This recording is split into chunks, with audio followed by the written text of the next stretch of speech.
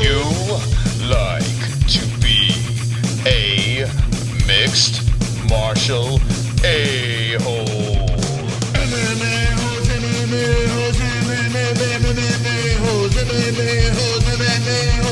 No way. Oh!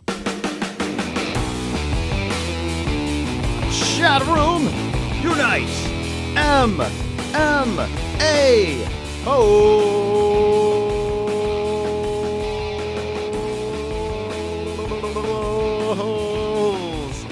What's up, MMA-holes? What's going on? I hope everyone is wonderful on this Wednesday weekly show night.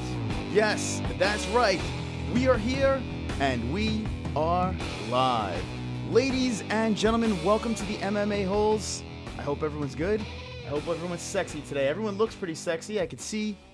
Yeah, everyone looks pretty good in there. I hope everyone's good. How about this? Wonderful. There he is, Diaper John with the wonderfuls, and we are here. This is exciting news, a lot of fun stuff. I noticed right off the bat that my chat is broken. My live chat is broken. I see the chat is going, but you look inside this cell phone over here. That's a little broken in there. It's not FOOKIN working. No problems, I'll fix that. We have an exciting news, exciting show for you guys. This is the fight week for UFC Brazil Fight Night. That's right, Gastelum versus Belfort. It's going to be wonderful. Wonderful. It's going to be good times. I have the mug back. The magical, mystical mug is back with my face on it. Coffee's inside. I drink it. Hot shit. Okay, let me go over what's going on for tonight's show. It's going to be great. It's going to be fun. But before I do that, I have something to take care of. That's right. Where is he? There he is. Joe fucking Rogan. I've got 10 more likes. I've got 10 more likes. I've got 10 more likes. Fuck you, dislikes. I've got 10 more likes. I've got 10 more likes. I've got 10 more likes. I hope the dislikes die of AIDS. That's right. Joe Rogan, thank you very much for your contribution. It was great. Wonderful. All right, guys. So this is what we have on tonight's show. Everyone strap in to their seats because it's going to be a bumpy ride. Rashad Evans has no plans to retire. Great. DC's pissed about the 210 poster. Is this the poster he's pissed off about? Let's see. I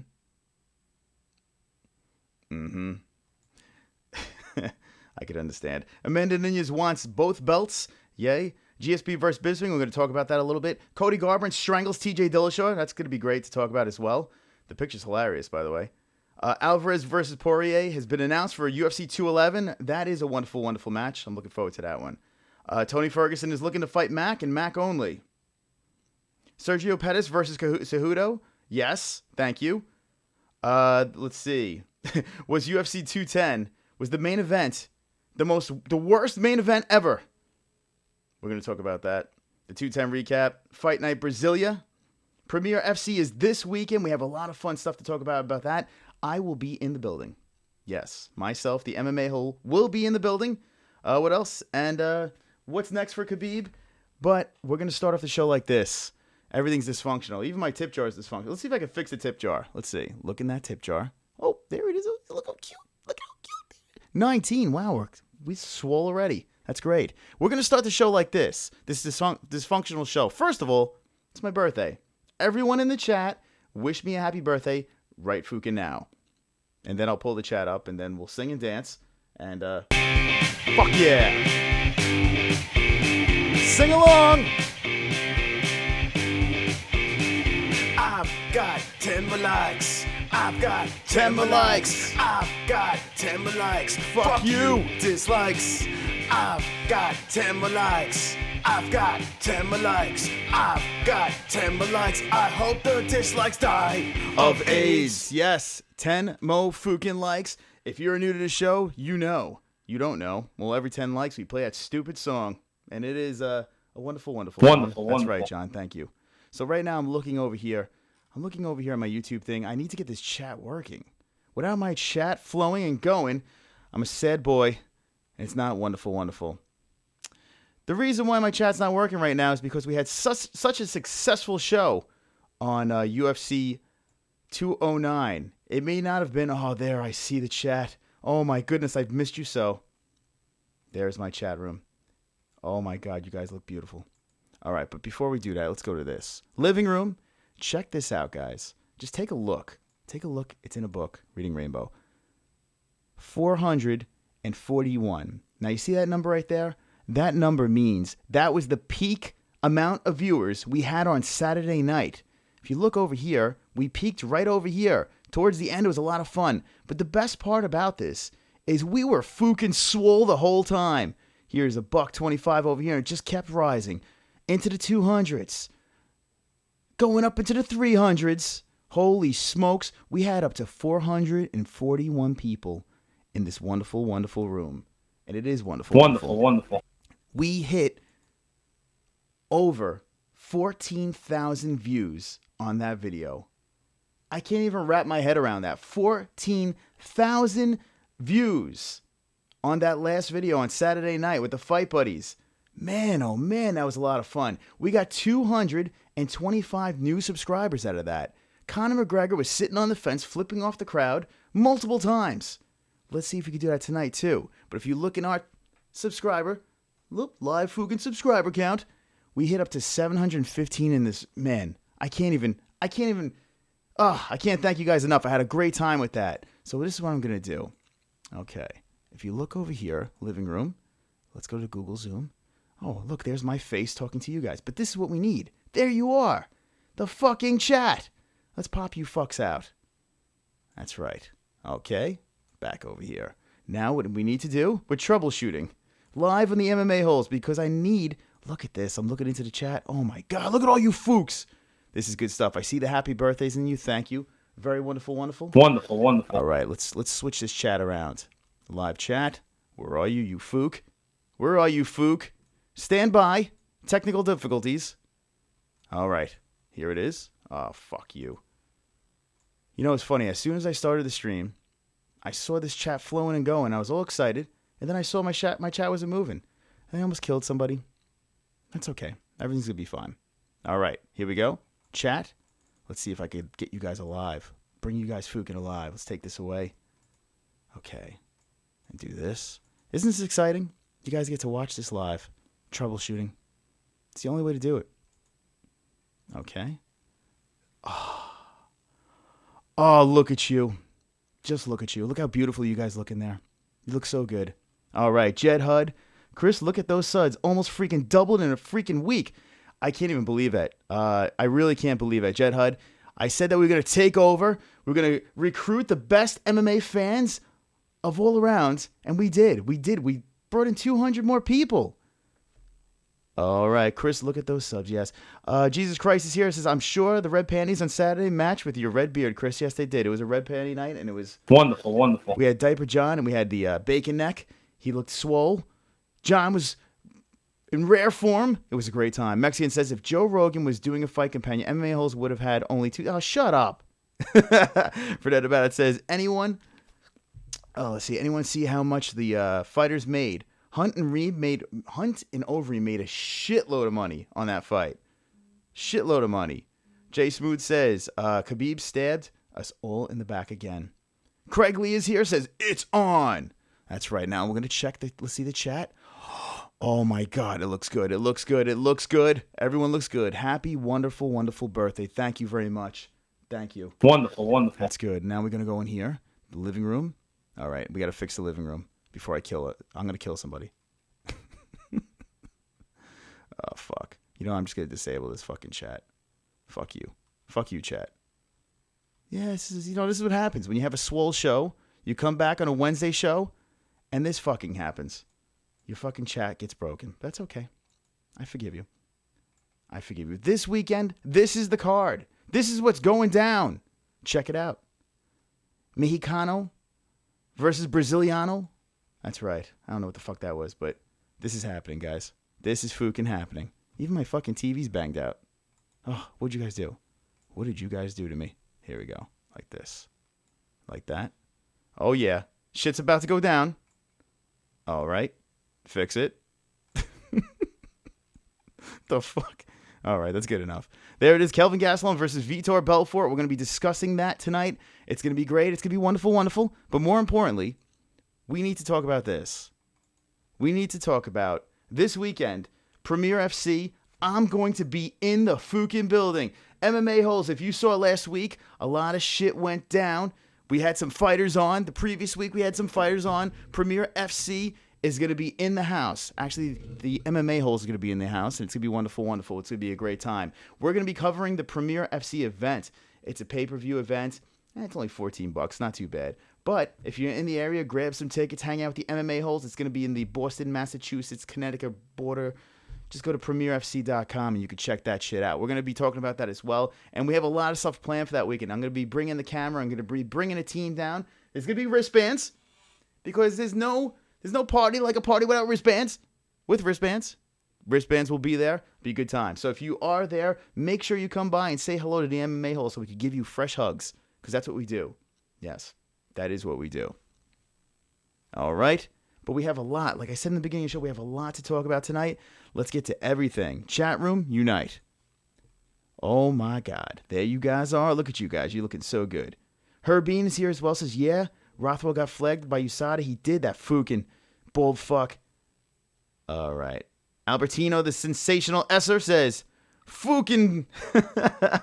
Foo Kevin Lee. All right. Fredette About says, Bisping called out Luke Thomas for being a dick. Did he really? I didn't hear that. Good for him. And he called him gay too. That must have been, oh my God.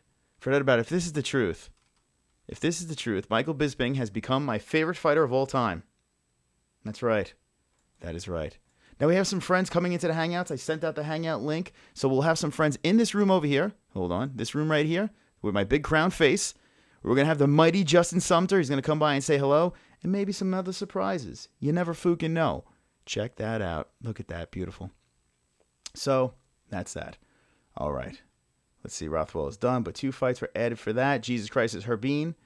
It's Chris's birthday today. That's correct. It is. Today is my birthday, and I decided to come on the MMA-holes live and hang out with my friends. That's what I decided to do. You can't follow a Saturday show like last Saturday with all those FOOKIN views and all those FOOKIN subscribers and not come back on Wednesday.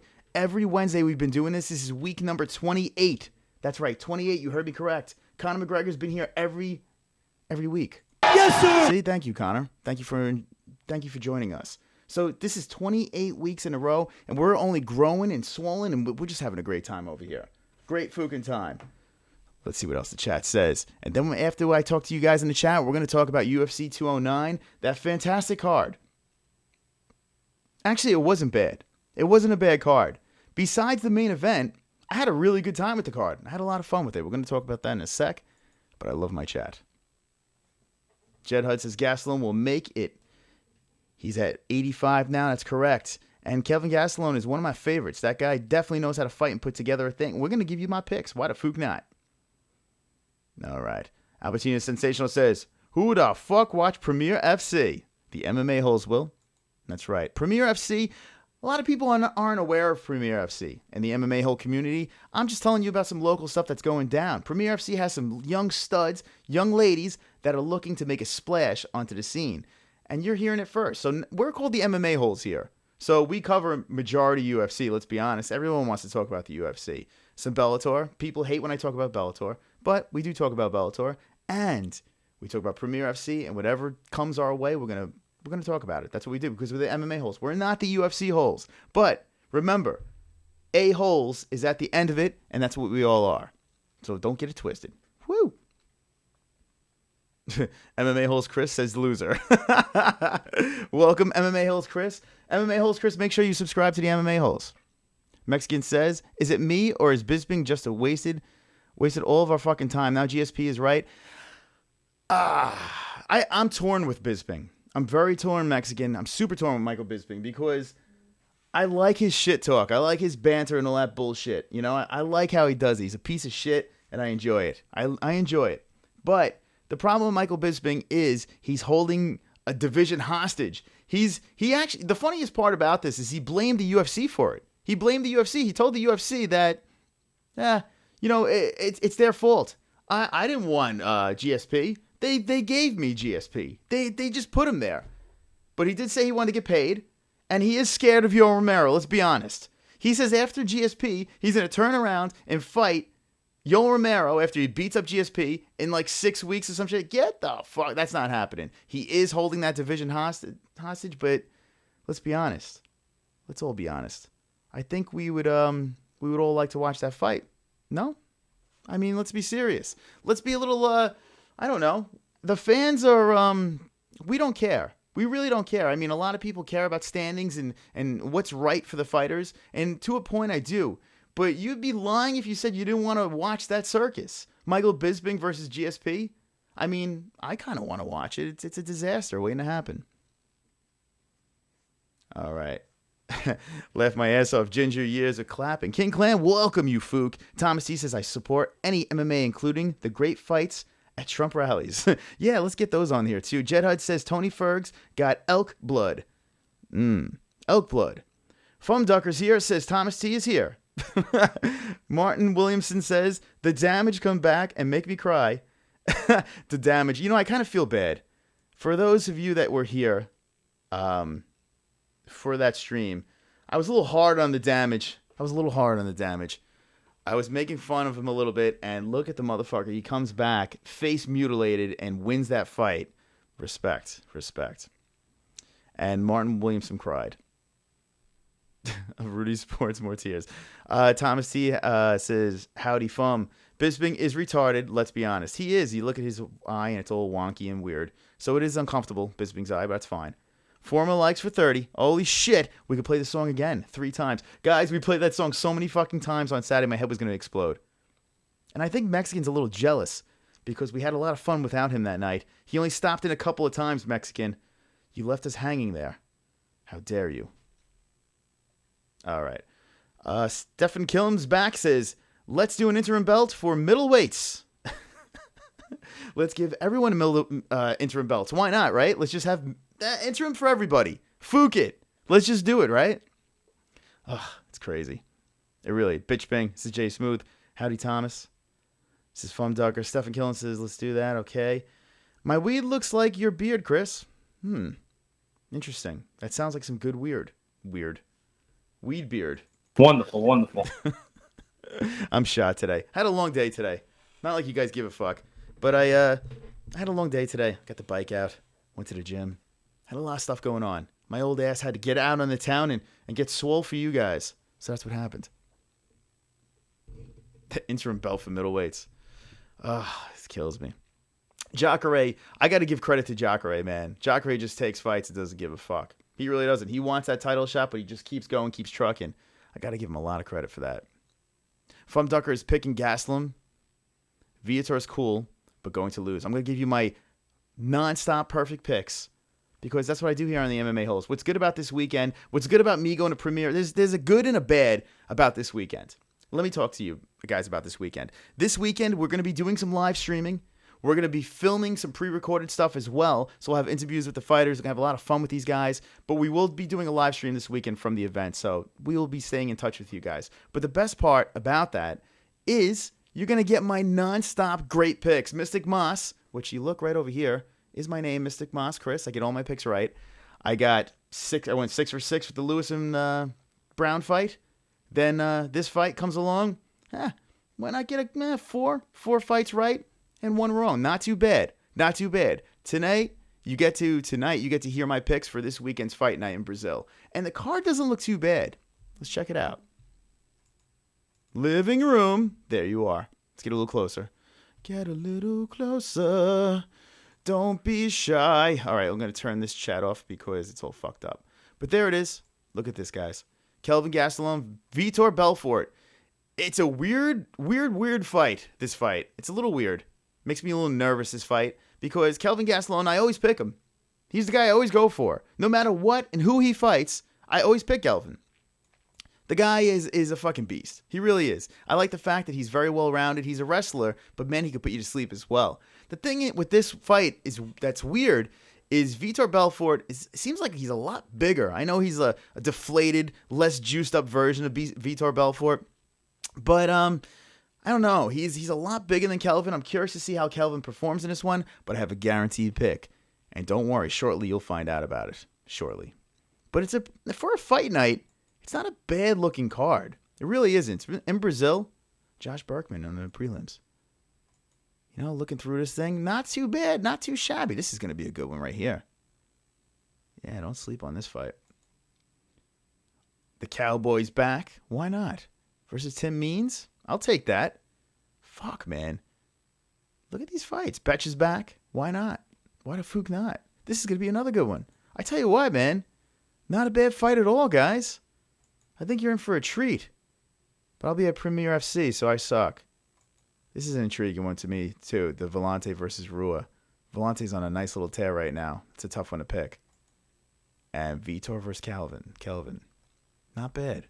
Not bad. You will be finding out my picks shortly. Stay tuned. Hang tight. Hold on to your cocks and balls. All right. That's right. But yeah, I'm going to be telling you my picks on that one. I want to break down the UFC 209 card right after these messages. All right. Stephen Killen says, Chris, give us some highlights on Bisping and Bravo arguing. You know, that was a shit show. I'm having a problem with that. I don't know. I kind of think that was staged. I don't buy it. I think it was kind of horseshit. I really don't buy it, that thing. So I'm not going to really talk too much about that. But Bravo and Bisping in the hallway going at it with each other, I don't know. It just seemed a little weird. Just seemed like these guys wanted a little bit of attention. Bisping was a little drunk, and I don't know, they probably were both drunk. Black Cauldron says, fucking 714 subs moving up. That's right. Saturday was nice. It was a nice little hit. I think, you know what the funny part was? I think as soon as people heard and saw Conor McGregor sitting on the freaking wall, on the fence, and flipping off the crowd, and their name on the MMA-HOLES live, people were subscribing like crazy. It was a lot of fun. So it was a good time watching Bruce Buffer screaming and yelling and Conor McGregor flipping off the crowd, and it was a lot of fun. I got to say, Saturday's stream, that Fight Buddies, was probably the most fun I've had on a Fight Buddies. And I always have a good time on the Fight Buddies. I always have the scotch and have my boys hanging out and having a great time. But that was a lot of fun. It really was. It was a perfect storm. It really was. And yes, Joe Rogan wasn't streaming, but fuck Joe Rogan. All right. Kelvin will box Vitor to death, says Jay Smooth. Foam Ducker says, LOL Thomas T, but it's AARP, you whippersnapper. Whippersnapper. Okay. Kevin, I'm thinking he's saying Kelvin, but Kevin has good hands? Okay, Kelvin, yes, you're right. Belfort looks like a beanbag that got hit with tranquilizer. Gastelum got it. A lot of people are on Gastelum right now. A lot of people are believers in Gastelum, and they should be. They very well should be. Martin Williamson says, hello, you didn't know Dirty Bird was fighting.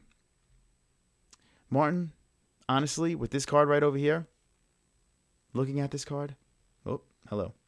I just took a peek of it right now. Honestly, if you want my real opinion, I just fucking got home. I literally just got home. That's probably why my chat is not fucking flowing and going as it should be. But yeah, so I basically just look at the card now. But don't worry, you get guaranteed picks because that's what I do here. That's what I say. Why am I whispering? I don't know. Guys, I need you to do me a favor. If you jumped on, if you are new subscribers from Saturday's show, hit me with the ones. I'll give you some shout-outs right now, and I'd like to know who's my new faces and my new friends. All right, betching her fat ass is Brian Adams. She does. I don't find her attractive at all, but she does have a nice tush. How do you watch the early prelims? You have to go to the Fight Pass, unfortunately. But remember, I have a little Fight Pass hack, guys. There's a little bit of a hack for Fight Pass. You keep on signing up with new emails, and you get 7-day trials over and over and over again. Just a little hack.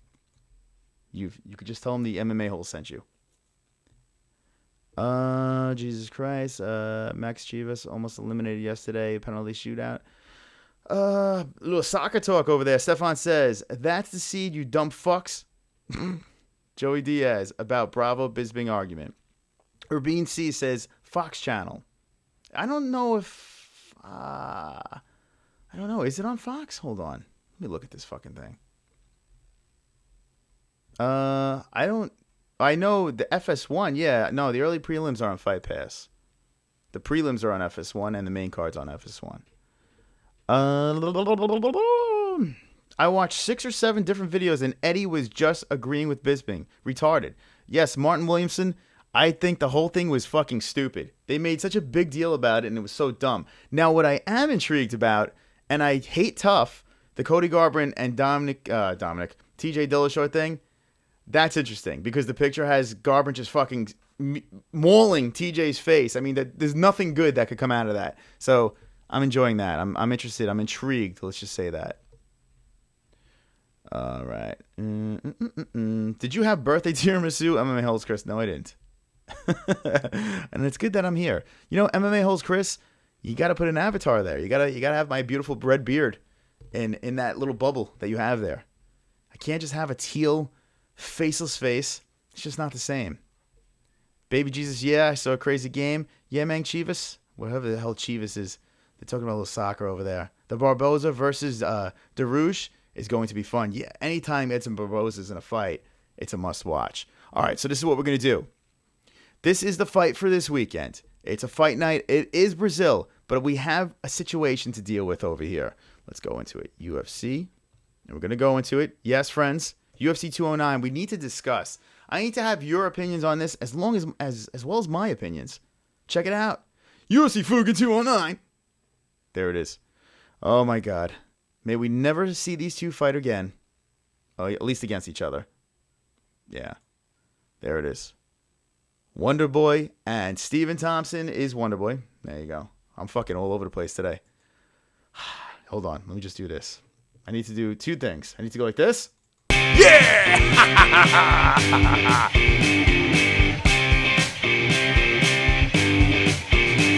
I've got 10 more likes. I've got 10 Everyone more knows the likes. words, sing. I've got 10 more likes. Fuck you, dislikes. I've got 10 more likes. I've got 10 more likes. I've got 10 more likes. I hope the dislikes die of AIDS. All right. All the dislikes die of AIDS. But there's no one dying tonight of AIDS, and that's nice. That's wonderful, wonderful, right, John? Wonderful, wonderful. That's right. No one's dying tonight. I have a feeling no one's going to die tonight. Everyone's going to be fine. Everyone's going to be good. Everyone's going to behave. All right. So this fight over here, Stephen Thompson, Tyron Woodley. Ask you a question right now. I will. Get away, Joe Rogan. Go away. Go. All right. See you later, Joe Rogan. Peace out, Ninja. UFC 209 main event. Tyron Woodley, Stephen Wonderboy Thompson, part 2. Let me know in the chat right now if you think that was the worst main event that you've ever seen. And I'm talking about this. With the hype, everything put together, that fight off of that rematch and the I almost just burped on you guys. Hopefully you don't smell my breath. That rematch and the whole thing, the whole story leading up to it, and then the Ferguson Khabib thing. This is everything that built up with that drove me nuts. I felt the stage was theirs. Everything was put right in front of them, right on a plate. They just dropped it right in front of those two guys. They had the chance, they had the stage to take control. Ferguson and Khabib are gone. The spotlight is completely on them. Go out there, get your fight of the night, do what you have to do, and make that a war. They talked the talk. They didn't walk the walk. That fight was a freaking disaster. Absolute disaster. Now, I've been criticized in the past for saying this. The first time they danced, I wasn't impressed. I didn't like it. I watched the fight, UFC 205 we're talking about, and I was like, okay, that was cool. I was entertained, but I wasn't thrilled. I watched the fight again, and I was like, wow, this fight kind of sucked. I wasn't really into it. Really didn't do anything for me. But give them the benefit of the doubt. It was what it was. They're going to run it back. Let's see what happens. That fight was absolutely terrible. I was reading things online that they said that there was breaks in each round. There was literally minute and 20-second breaks where nothing was happening. Not one punch was thrown. There was just dancing back and forth, dancing around the place. There was no wrestling, nothing. There was nothing to watch. Now, everyone that says that they get upset, that they're bored out of their freaking minds when people lay and pray and do that stuff, what is worse to you guys? What would you rather see? Would you rather see some lay and pray, fucking head movement, fucking head positioning, moving, advancing positions of this and that? Or would you rather see two guys just dance around and do absolutely fucking nothing? I mean, hold on. Let's see if we can pull up the stats. It's ass, this fight. And I like Wonderboy a lot. I really do. But, it was infuriating. Look at the first fucking round. 5 strikes to 6 strikes?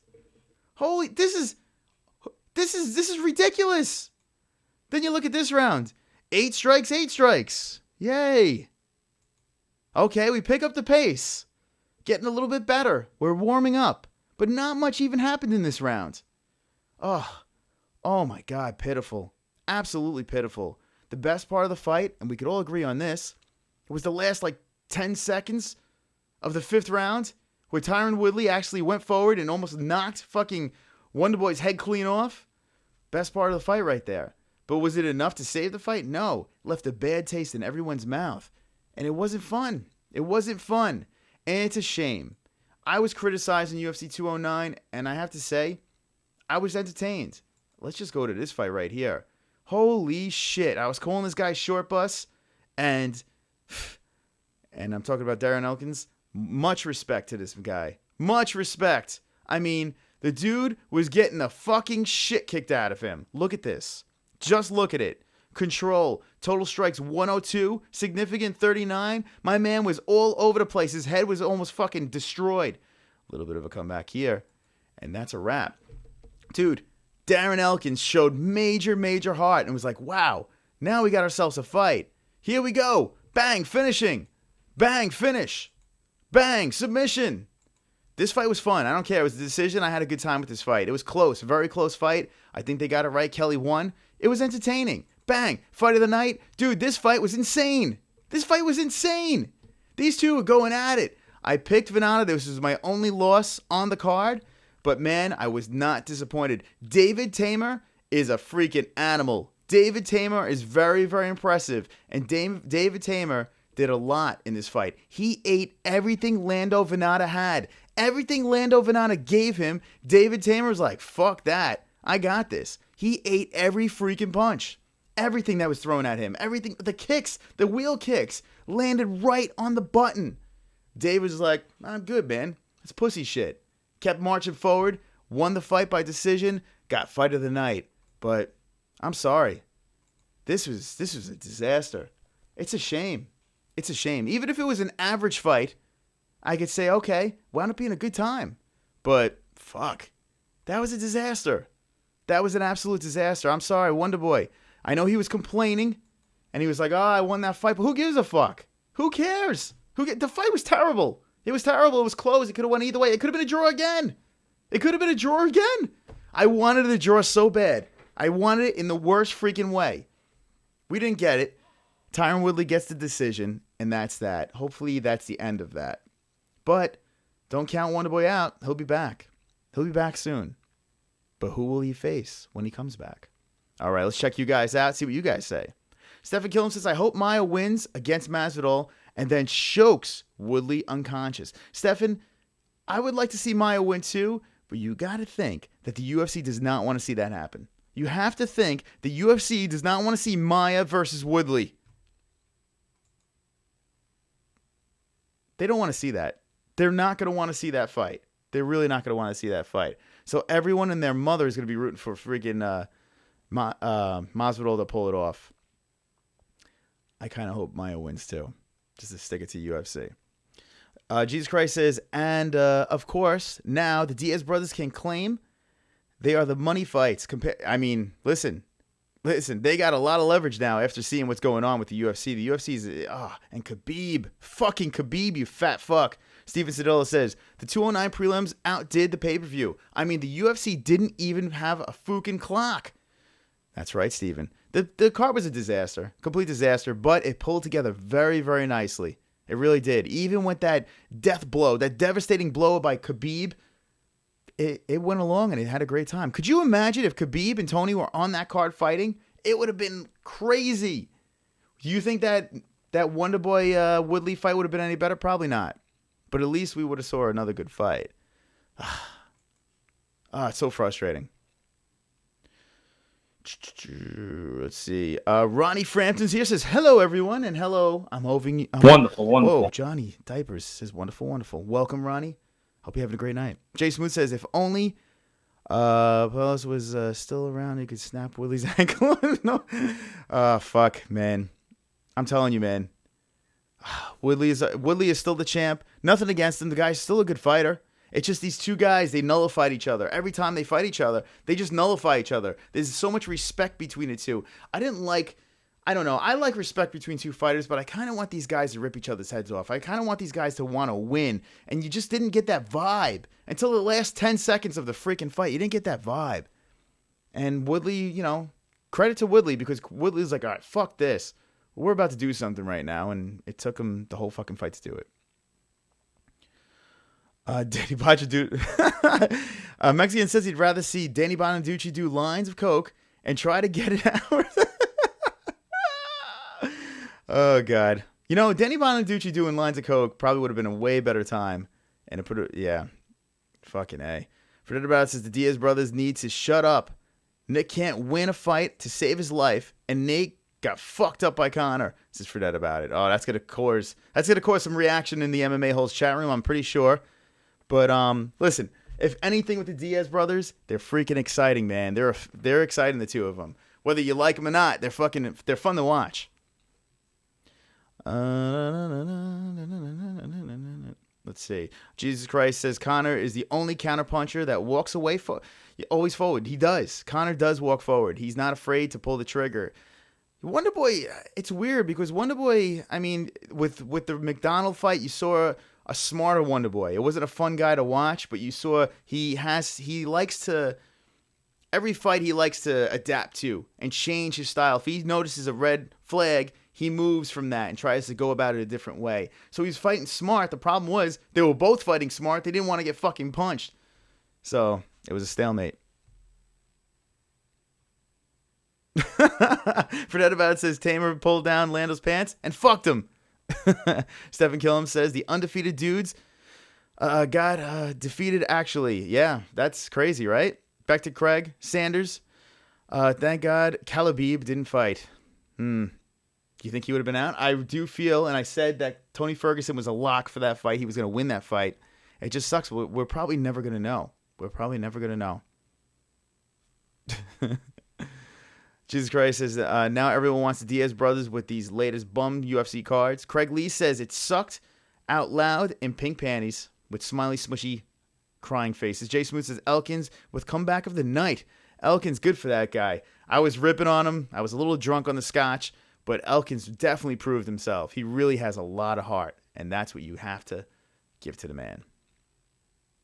Fred About says, if anything, Lando took everything Tamer had and kept coming forward. I mean, dude, Lando, he threw the kitchen sink at him, and Tamer was just like, I got this. Tamer was lighting him up, and Lando just took it unfazed. Lando got a little gassed in the end of the fight. I did notice that. Brian Cintron's here says, what up? What's up, Brian? I hope you're having a wonderful, wonderful night. That's right. Wonderful, wonderful. That tip jar looks beautiful. It looks nice. Let's see. Cub Swanson versus Artem Lobov is the most bullshit fight ever made. Lobov doesn't deserve shit. His record. Let's talk about that. Oh, shit. Look at all you guys. Kristen Cooper, what's up, kid? Oh, my God. You guys are going so fast. And she says, Kristen says, 209 reminded me of a family reunion. Kind of got an idea, but just couldn't wait for it to be over. Let's talk about the Lobov shit. Mexican brings up some good stuff over here with the Lobov. Artem Lobov versus Cub Swanson. How do you guys feel about that? Now, I'm partial to the Lobov Cub Swanson. I like it because I met the guy. You ever notice, like, if you have an experience meeting somebody, you kind of go in that direction. You kind of like watching that person fight. And I did meet Lobov. He retweeted something for me. He was really awesome in person. So I like old Lobov getting the shot. Does he deserve a shot against Cub? No. But he's getting it. And Cub's coming off that crazy fight with Choi. I mean, if Lobov by some fucking miracle pulls off this fight against Cub Swanson, dude, it's going to be insane. It's going to be absolutely freaking insane. Like, I mean, this is like the craziest. They just handed Lobov, the craziest situation. Will he run with it? I don't know. A lot of people say Lobov has no shot, and it's hard not to agree with them, but he's the Russian Hammer. Maybe by some chance that hammer will land. Let me know what you guys think. But man, hey, listen, it's going to be a fun fight to watch. I mean, there's going to be some feelings hurt that Lobov got to jump up and fight Cub, but you'd be lying. Just like the Bisping versus GSP. You'd be lying if you said you did not want to watch that fight. It's going to be fun. Two guys that like to throw. Come on, man. Kristen Cooper says, like song. We played it 3 times already. 5 more. We played again. Lando didn't take care of his underwears. Brian Cintron says, Woodley versus Masvidal should be the stand-up war. The problem is they're good friends and they don't want to fight each other. But I would like to see that. I would like to see that a lot. I think Woodley would loosen up and go hands. As a fighter, yes, but like I said before, they're friends. So you gotta hope that Masvidal would be the one to bring it to Woodley. Unfortunately, Damian Maia's got to blanket Masvidal. I see these things. Nate had a deer in headlights look when Connor was rocking that shin. Carrie shows here says, happy birthday, Chris. Thank you. Happy birthday to myself, too. Thank you. Thank you, Carrie. I appreciate it.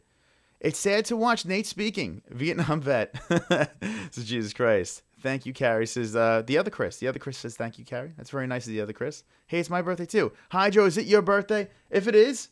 Wonderful. You have the most? Wonderful. Birthday of all. Best birthday ever. That's right. And welcome, Hydrostatic 3G.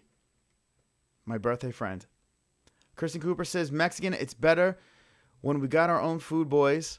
Always show up with the salads and madness. The Carrie Show says, happy birthday, Hydro. See, look at that. Carrie's throwing out the birthday wishes. It's very nice of Carrie. Jay Smooth says, Nate sounds like his brain is buffering every time he speaks. You know, that's pretty accurate. I would say that's a very good analogy right there. I like that.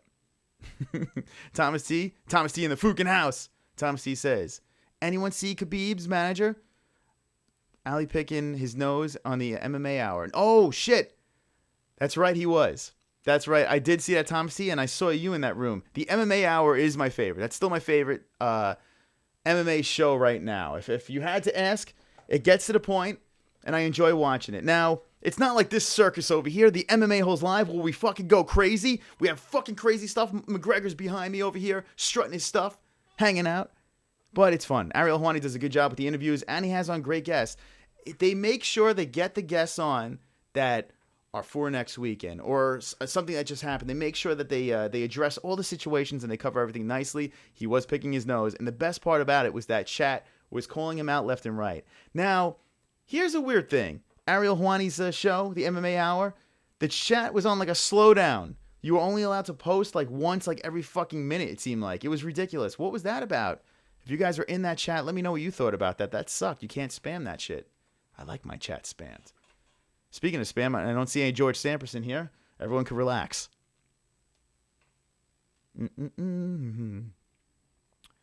Just kidding. Thanks, though. Hydro, fuck you. ProTool44i says, it's your birthday, Chris? Happy fucking birthday, you asshole. Thank you, ProTool. Appreciate it. It is. Yep. Kristen Cooper says, many birthdays. Wow. Hope everyone has a good one. Well, there's one real one. It's mine. I don't know about anyone else, but you never know around here. Mexican says, Kristen, yeah. There is an epidemic of fuckboys that are at woman's command. All these damn lefties. Yes, I am a lefty. How'd you know? I am a lefty. All right, I see a Ryan Frankowski is here. 211 card looks nice. Alvarez versus Poirier. Sign me up. I'm down for that fight. That's going to be a freaking awesome fight. I'm a fan. Fum Ducker says, Swanson is always strong. He is. And Cub coming off that win was one of the most impressive wins by Cub that I've seen against Yu Hu Choi. I mean, man, that was some fight. Some fight. Poirier versus Alvarez should be fun, says Jesus Christ. Stefan Kellum says 211 will be better than 205. I'm calling it. You know what? 205 wasn't great if you think about it. 205 was it was good, but it wasn't great. I mean, the Conor Alvarez fight was a fun one. You know, it had a lot of juice and it paid off. But it wasn't great. It wasn't a great card. So I could definitely see 211 being better. The Carry Show says I slept all day. I won't say what I did to make me so tired. Oh, my God. It's against the chat rules. Carrie, if you want to come in, I could send you the link. I'm going to have an open Hangouts later. Let's just have a fucking crazy free-for-all. We're going to have a good time because we have 713 fucking subscribers over here. This is exciting. And it is. Wonderful. That's right. I hope everyone in the chat right now has a lot of this going on. Head movement! Head movement! That's right. Head movement! Head movement! Head movement! Okay. Head movement! Head movement! Move those heads. Guys, what do you think of this? Bang! Oh, wrong one. That poster, let's just delete that poster from life. Remove. Go away. See you later. Let's get rid of that poster. Just go away. What do you guys think of this? Bang! This is the poster I was supposed to pull up. Check it out. Guys, what are your thoughts on this poster right over here? Woo! Check it out. Look at that poster. You guys see it? You guys got a good look? Everyone, squint. Get close. Check it out. Cormier Johnson. There it is, the official poster, 2010. What do you guys think of that? Let's just pull this and put this. Oh, fuck. I'm grabbing all the wrong things. I'm grabbing my cock. Let's do this. All right. Shrink you. Go over here. Hang it over there. What do you guys think of this poster? What do you guys say? I'm looking at it right now, and yeah, it looks like a I don't know, like a terrible horror movie, black on black crime. It's like a bloody monster in the background, and then you have Musazi and Weidman on the bottom. It's like, oh yeah, they're there too. But what do you think about Mini Cormier? What do you guys think about that little Mini Cormier going on? How you feel about that? Well, apparently Daniel Cormier doesn't feel good about it. Actually, he's fucking pissed. He's like, wait, I'm the fucking champ, and you have me, little Cormier, with my belt, and you have a gigantic Rumble Johnson behind me, about ready to pummel my face in, and he's not happy about it. Now, this is like 2 in a row duds right there. I don't know who's doing these posters for the UFC, but Jesus Christ, this is a letdown. Now, I think the poster itself visually is better than the 209 poster, because that 209 poster was garbage. It was straight garbage. This one visually is nicer. But it is odd how they have Rumble so big. It's like he's the focal point. I know he's in the background, but he's like, when you look at this, you see Rumble. And then little Cormier, baby Cormier down below. What do you guys think about that in the chat? Let me know. I think Cormier has a point here. Maybe he should be the big guy with the belt in the background and little Rumble in the bottom, maybe. But he was basically like, I don't know who Rumble paid for this, but he definitely looks pretty good. Yeah. What do you think of this poster? Come here for a second. Oh, here, look at this poster. I need your opinion. It's my birthday, guys. I'm over the hill. Check it out. Look, this poster over here, Daniel Cormier. The wife's over here. Daniel Cormier is right there. You're not. If you stand over here, you can stand up to here and no one will see you. You could literally be right here. I swear to God, my hand's right here. See? This poster right here. What do you think of this? Check it out. This is Christine's point of view. Let's see. It's Rumble Johnson versus Daniel Cormier, and then you have Chris Weidman and Gegard Mousasi on the bottom. Here, what do you think? You're going to tell the crowd right now. What do you think? Do you think it's a nice poster? Do you think there's something wrong with the poster? Why is Rumble tremendous? Yeah. Okay, tell them. No. Good. Why does Rumble look so big? He's Cormier's like little miniature Cormier. Why is he so tiny? Yeah. Right? Do you think Cormier has a... And he's the guy with the belt. He's so little. Yeah, little belt. So you think that's a little slap in the face for DC? Yeah, it's because he's fat. It's because he's fat? Yeah. She's saying it's because he's fat. Wow, my mic is really squeaky. High production. So that's... you got. If you want more of that, hit me with the thumbs. Hit me with the ones. All right. Let's see what you guys think. Okay. I agree, Tupac. And then Biggie. No, stop that, Hydro. Biggie the other way. Biggie had some very... come on. Biggie was the shit. Pac is the GOAT. Oh, my goodness. Some terrible comments here. That's a cool poster. Okay, Mexican likes it. Let's see. Jesus Christ says, Thomas T. His manager was obviously lying for the event. And the Eagle desperate... Hold on. What are we talking about? I believe Dana knew it from the beginning, just like with Conor versus Dos Anjos. My opinion. Okay, I must have missed something early in the chat. Kristen says, it's not a good poster for Cormier. All right, so Kristen agrees. Slim Jesus, Tupac, says Stephen Killam. Jesus Christ says, all the pullouts were fixed for me. The replacements usually won the fight. All right, Mr. True Boy says, LOL Stefan. Let's see. Riff Raff Eminem. We got a little rap conversations here. Let's see. It's suspicious. Why did they not get a hold of UFC Doc? Yeah, we're going to talk about that real quick, by the way. We need to get into that after this little poster conversation. We need to talk about the controversy of Khabib. I think there's a lot to talk about, a lot to divulge into. So I'm going to get into that after we see some of these comments over here. All right. The poster of Cormier looks like he just had a C-section. Let's see. Let's check it out. Oh, God. It's terrible. It looks like one of those. It looks like, you ever see, there's a movie called Blackula. It was about a black Dracula. That's what it looks like. It looks like Rumble Johnson is Blackula. Like the reboot. It's so weird. Okay. Let's see. So you're 31-36. The poster, you guessing ages? Oh, how old are you, Chris? All right, guess in the chat how old I am. I need to know right now. I don't get offended. I am an old man. I think these posters blow. Stop being lazy, UFC. I mean, they've been one after another, been really, really bad. And I mean, you want to sell pay-per-views and stuff like that. And I know this is not going to put asses in the seats, but it does get the ball rolling, and that thing is really bad. That really is bad. Robin Black got fired today. Oh, there you go. Cormier looks white. All right, Kristen dropping the one. True Boys dropping the Thomas T. I see that Thomas T. Thumbs.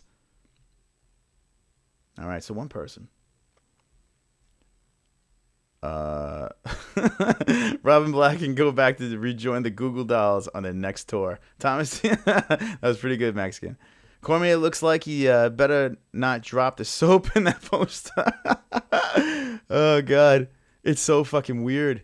It really is. So weird. Such a weird poster. Oh, God. It's fucking funny. Google Dolls. Nah. Robin Black, the new version of Rod Stewart, Max. The best rapper is Rylick Gracie. The MMA version better. Cormier built like a lottery ball. This is Jay Smooth. AGNAAGI. Marlon's here, says hello, happy birthday, thank you. Thank you, Marlon. I appreciate that. Marlon, you got the link if you want to come in. I know it's tough. I know it's a tough one. It's a tough pill for Marlon to swallow, but I'd love to hear what you thought about the after healing. I would love to hear what you think about it. All right, here's the guesses. 38, 36. Looks like Rumble is Daniel's pimp. Let's see. 37, 35, 52. Okay. 35. We have a winner. We have a winner here. Now, yes, guys. Yes, guys. I know I look like I'm about 21 years old. It's like the fountain of youth. But no, I'm sorry. I turned 40 today. That's right. 40 fucking years old. Holy shit, my head's going to explode. Yes, 40 years old. People might say, hey, Chris, you're 40 years old today, and you're doing the MMA-holes? And I say this. Yes. And I'm drinking out of my face cup. That's what a large man-child does. 40 years old today. Just a number. That's why I got all this gray in my beard. But I'm still sexy as fuck. All right. 69. So Fredette wins. Love to Marlon. Welcome. Come on, Chris. You don't know what a GI is? Well, I know G.I. Joe. I know, no. Unless I'm missing something. I could be missing something here, but maybe my light is too bright. Maybe my chat not working has gotten to my head, but who knows? All right. Your counting's improving, Thomas T. It's funny. Steven, he thinks it's a soldier. That's what I did think, yes. Marlon says, hello to Craig. Laugh out loud, Thomas. 40, all good, says Steven. LOL. Brian Adams says, apparently Robin Black was fired after failing a drug test. His system was full of cocaine. That'll do it. That'll fucking do it. Upper or lower? All those guesses, and I was wrong. Carrie, it's okay. I forgive you. All right, Marlon. Thank you, Marlon. I appreciate it. That's right. 40 is so not a big deal. It's all good. Yeah, I don't even care. It really doesn't bother me. After I turned 30, I was just like, who cares? Who gives a fuck? Who gives a fook?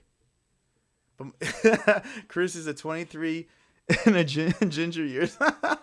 This is Mexican. That's right. Ginger years. I like that. Good stuff. Good stuff. You guys are too fucking funny. So let's talk about Khabib now. Now we move the conversation to the Khabib, Tony Ferguson. This is one that we're going to talk about until he fights again. Khabib. There's rumors, there's theories, there's a lot of things going on with Khabib's. What do you guys think about the Khabib? I still think he just missed weight. Some people are even saying he may have had steroids in his system. Maybe he did make weight. He just didn't want to get... I don't know. I don't believe that. Some people are saying he should go to 170. That's where he belongs. But he's fought at 155 all his career. I did immediately think, originally, that he should go to 170. Enough of this shit. If you can't do it, who gives a fuck? But, I don't know. The more I think about it, the guy has fought at 155. He's the only one that knows if he could get to 155. If he does wind up in the hospital, there's something wrong. There's something not right. Something doesn't make any sense. The problem I have with this is the man knew his payday was coming. This was his opportunity to get him over the hump. Khabib had a chance to get to legendary status, get that interim belt, and call out whoever the fuck he wants. If McGregor doesn't come back and defend it, he'll go out and take out whoever he wants to do. If McGregor does come back, he could practice what he preaches, lay on top of McGregor, and pound his face to the floor. I don't know if that's going to happen, but it's not going to happen because Khabib missed weight. Khabib dropped the Russian ball. Khabib, you fucked up. You done fucked up. Now, who is to blame in this? Who do you blame in this? You got to blame the people around him. It's not Khabib's fault. They have people. They have their teams that adjust his diet and have him on the right track to get where he needs to be. When you're at that level, that's it. You make weight. It's your fucking job. So now the question is this. Did he not make weight for a reason? Why all of a sudden? And he has missed weight before. So maybe he just had a bad weight cut. I don't know what it is. What do you guys think about this? What do you think about the Khabib? Do you think that there was some horseplay? Do you think maybe he was dodging something? Or you think he's just a fat fuck and couldn't make weight? Do you blame him? Just let me know in the chat right now. But I'm going to say it is his team's job to make him make that weight. It's his team's job. Now, I know they tried everything they could do. It's just the whole thing is fishy. The day before, and he wound up being 156, but he was so fucking dehydrated he couldn't fight anyway and he was hospitalized. So, it's fishy. The whole thing's fishy. But you have one job. Make that fucking weight. All right, let's see what we got in this fucker. Who's at 185? Aliyah is here. Aliyah, I'm definitely saying that wrong, but welcome, says Gachupin. What is it? Aliyah Gachupin says, Holly Holm champ, in my opinion. You know, well, I mean, there's a lot of argument going on about that. Holly, who knows what her future is. Fears, are the cuck boys pissed after last night? Forget About says, he did not. Is Fears here? If Fears is here, welcome, Fears. Welcome, and thank you for the beautiful stream. You did a very nice job. Hold on real quick. I have something to address right now. In the chat is John Fears. There he is, FearsMan26. He did a, wonderful birthday stream in honor of myself. I wish I could have made it. Unfortunately, I couldn't make it. But subscribe to the Fears Man. Subscribe to the Fears Man. There's your shout out, buddy. All right. I agree with Mexican. Too small for 170. I think he's just legitimately missed weight. He is not tall enough for 170, and he does use his weight as an advantage. So, yeah, maybe he does need to stay at 155. Let's see. Jacob says, and welcome, Jacob, says, Khabib brought unnecessary embarrassment to the UFC and the Muslim community. That manager of his, Ali, should have been breathing down his neck. He had 3 Russian tiramisus, for fuck's sake. Oh, God. And, yeah, Ali is the nose picker. He is the nose picker. Here's Fears. Fears did a happy birthday live stream for the MMA-holes. Yeah, dude. That's right, Fears. That's right. Giving the shout out to the Fears man. Thank you very much. Stephen Killam says, it's AKA's fault. Those motherfuckers keep drugging the fighters so they don't have to fight. I know it because Eddie Bravo told me from a YouTube documentary. AKA, a lot of fishy stuff going on with that gym. A lot of weird shit. A lot of fighters can't fight, get hurt mysteriously before big fights. So bizarre. All right. I'm going to call you. Text. Okay, Mr. Trueboy says Khabib beats Tony. They will fight. All right. I don't think they're going to fight. I really don't. Now, I heard rumors that Khabib and Tony might be put on that UFC 211 card. I'm hearing rumors about 210. I doubt either is going to happen. I don't know what the fuck's going to happen. Honestly, I don't know what the fuck's next. I really don't. Ferguson is calling out McGregor. McGregor's not coming back anytime soon. I still see the Floyd thing in the future. And especially what's going on now, Ferguson's fate is up in the air. So who knows what the hell is going to happen? Who freaking knows? Khabib's got to get his shit together and try to beg for that fight to come back. Beg the UFC and tell them, I promise I will make thee wait. That's a terrible Russian accent. La-di-da-di-da. Let's see. The Muslim community is already one big embarrassment. Okay. Steven Sedilla says, I blame Cormier fat ass for Khabib not making weight. All right. Fears Man says, I will be busy, Carrie. Going to the movies. Okay. Fears have fun. Pro244I says, Overeem fought with food poisoning. Khabib is a bitch. And that's right. Overeem fought with food poisoning and fucking poor Mark Hunt, face first into the ground. His arms went limp and his face went straight into the fucking mat. Kudos to Overeem on that fight. He did some number on fucking poor Mark Hunt. Let's see. All right. Thomas T says Khabib needs to keep his ass out of beef and ruse. Says Thomas T. Fears Man says, yeah, dude, subscribe. Laugh out loud. Oh, yeah. Kristen Cooper says, Kalabib, Kalabob, Kababoobs. Russian hackers made him fat. Yeah, it's all the Russian hackers' fault. Now it makes sense. Thomas T says, I blame the Democratic Party. They hacked Khabib's colon. Very nice. Very nice. Wonderful. Yeah. Let's see. Stefan Killen says, Khabib only had a meal with Pettis, Gastelum, Hendricks. Guys, chill out. All the guys that don't make weight. I got it. Well, Gastelum now is at a weight class where he belongs. So is Johnny Hendricks. But people say Khabib can't stay at 170. I don't know. What is next for Kalabib? All right, so here's a good question. Fred About says, would you rather see Tony fight Conor next or Tony Khabib next? That is a great question. Conor or Khabib? I would rather see Khabib. I want to see Tony Khabib. That fight I was so pumped up for. Seriously pumped up for. Conor, we don't know what's going on. You know he wants that Mayweather fight in the worst way, and the more we hear about it, the more it's going on, the more likely it's going to happen. Now, I don't know if it's going to happen next. I don't know if Conor's going to come back and defend, but I do want to see Tony versus Khabib. I feel the fight needs to happen. I feel it's necessary. Unfortunately, I'm skeptical. I don't know if it's going to happen. I really don't. What's going on? What? Hold on. Let's do that. I did the Ellen right there. What? Yeah, that's how this show is going. We don't know what the fuck's going on. We really don't know what the hell is going on. But I'm really praying that they could get this shit together. I really want to see that fight. I'm pretty sure you motherfuckers want to see that fight too. So I'm going Khabib versus Tony. Let's see. Marlon says, I know. Poor Hunt. Still a fan of Hunt, though. Yeah, I like Hunt, too. Guys, if you're not familiar with Mark Hunt, go back. Watch his YouTube videos. Man, oh, man. This guy has been in some brawls. I should do a show where we just do Mark Hunt videos, like just flashback videos, and we just look at it. Dude, this best of highlights of Mark Hunt, win or lose. The guy has taken so many fucking shots to the head, and he's put so many people asleep.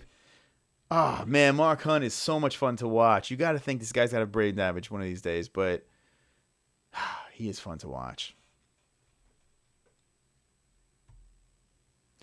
Jacob says, Chris, seriously, do you not agree strongly that they should have settled for a catchweight bout? Yeah, I do.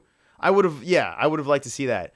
Not so smart of Ali and Kalabib. No, I mean, I would have, as a fan, I would have totally wanted to see that catchweight bout. But the problem is, catchweight, the belt's out of the way. A lot of risk for no reason. You know, like, what do you do there with a catchweight? Yeah, you could say, okay, the winner gets the champ. You could say that, but these guys want the hardware. They want the belt. That's what they want. That's part of the deal, so they could strut around, prance around with that belt. At a catchweight fight, you can't have an interim belt. You can't put it at a catchweight fight.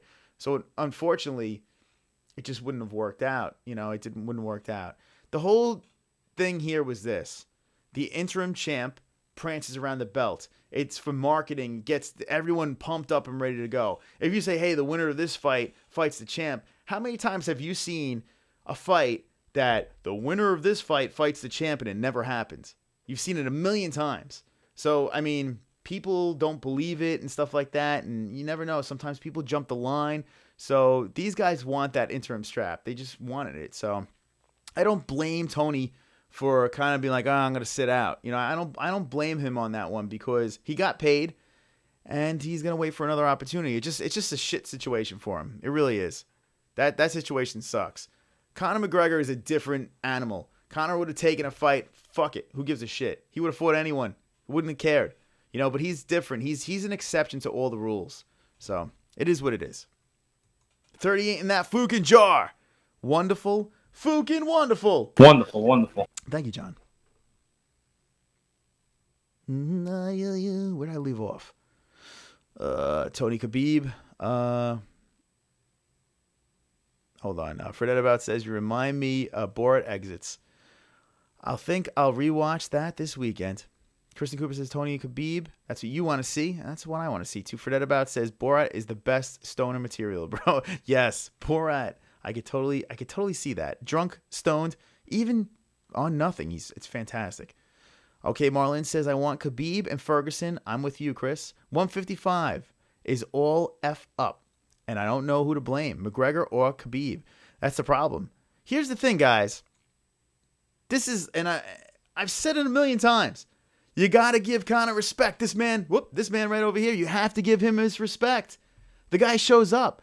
Has he flipped the UFC upside down? Has it, like, there's the money fights and all this stuff going on. He's the exception to the rule, but he's never pulled out. Conor McGregor saved 196. Yes, he lost in 196, but he's like, fuck it.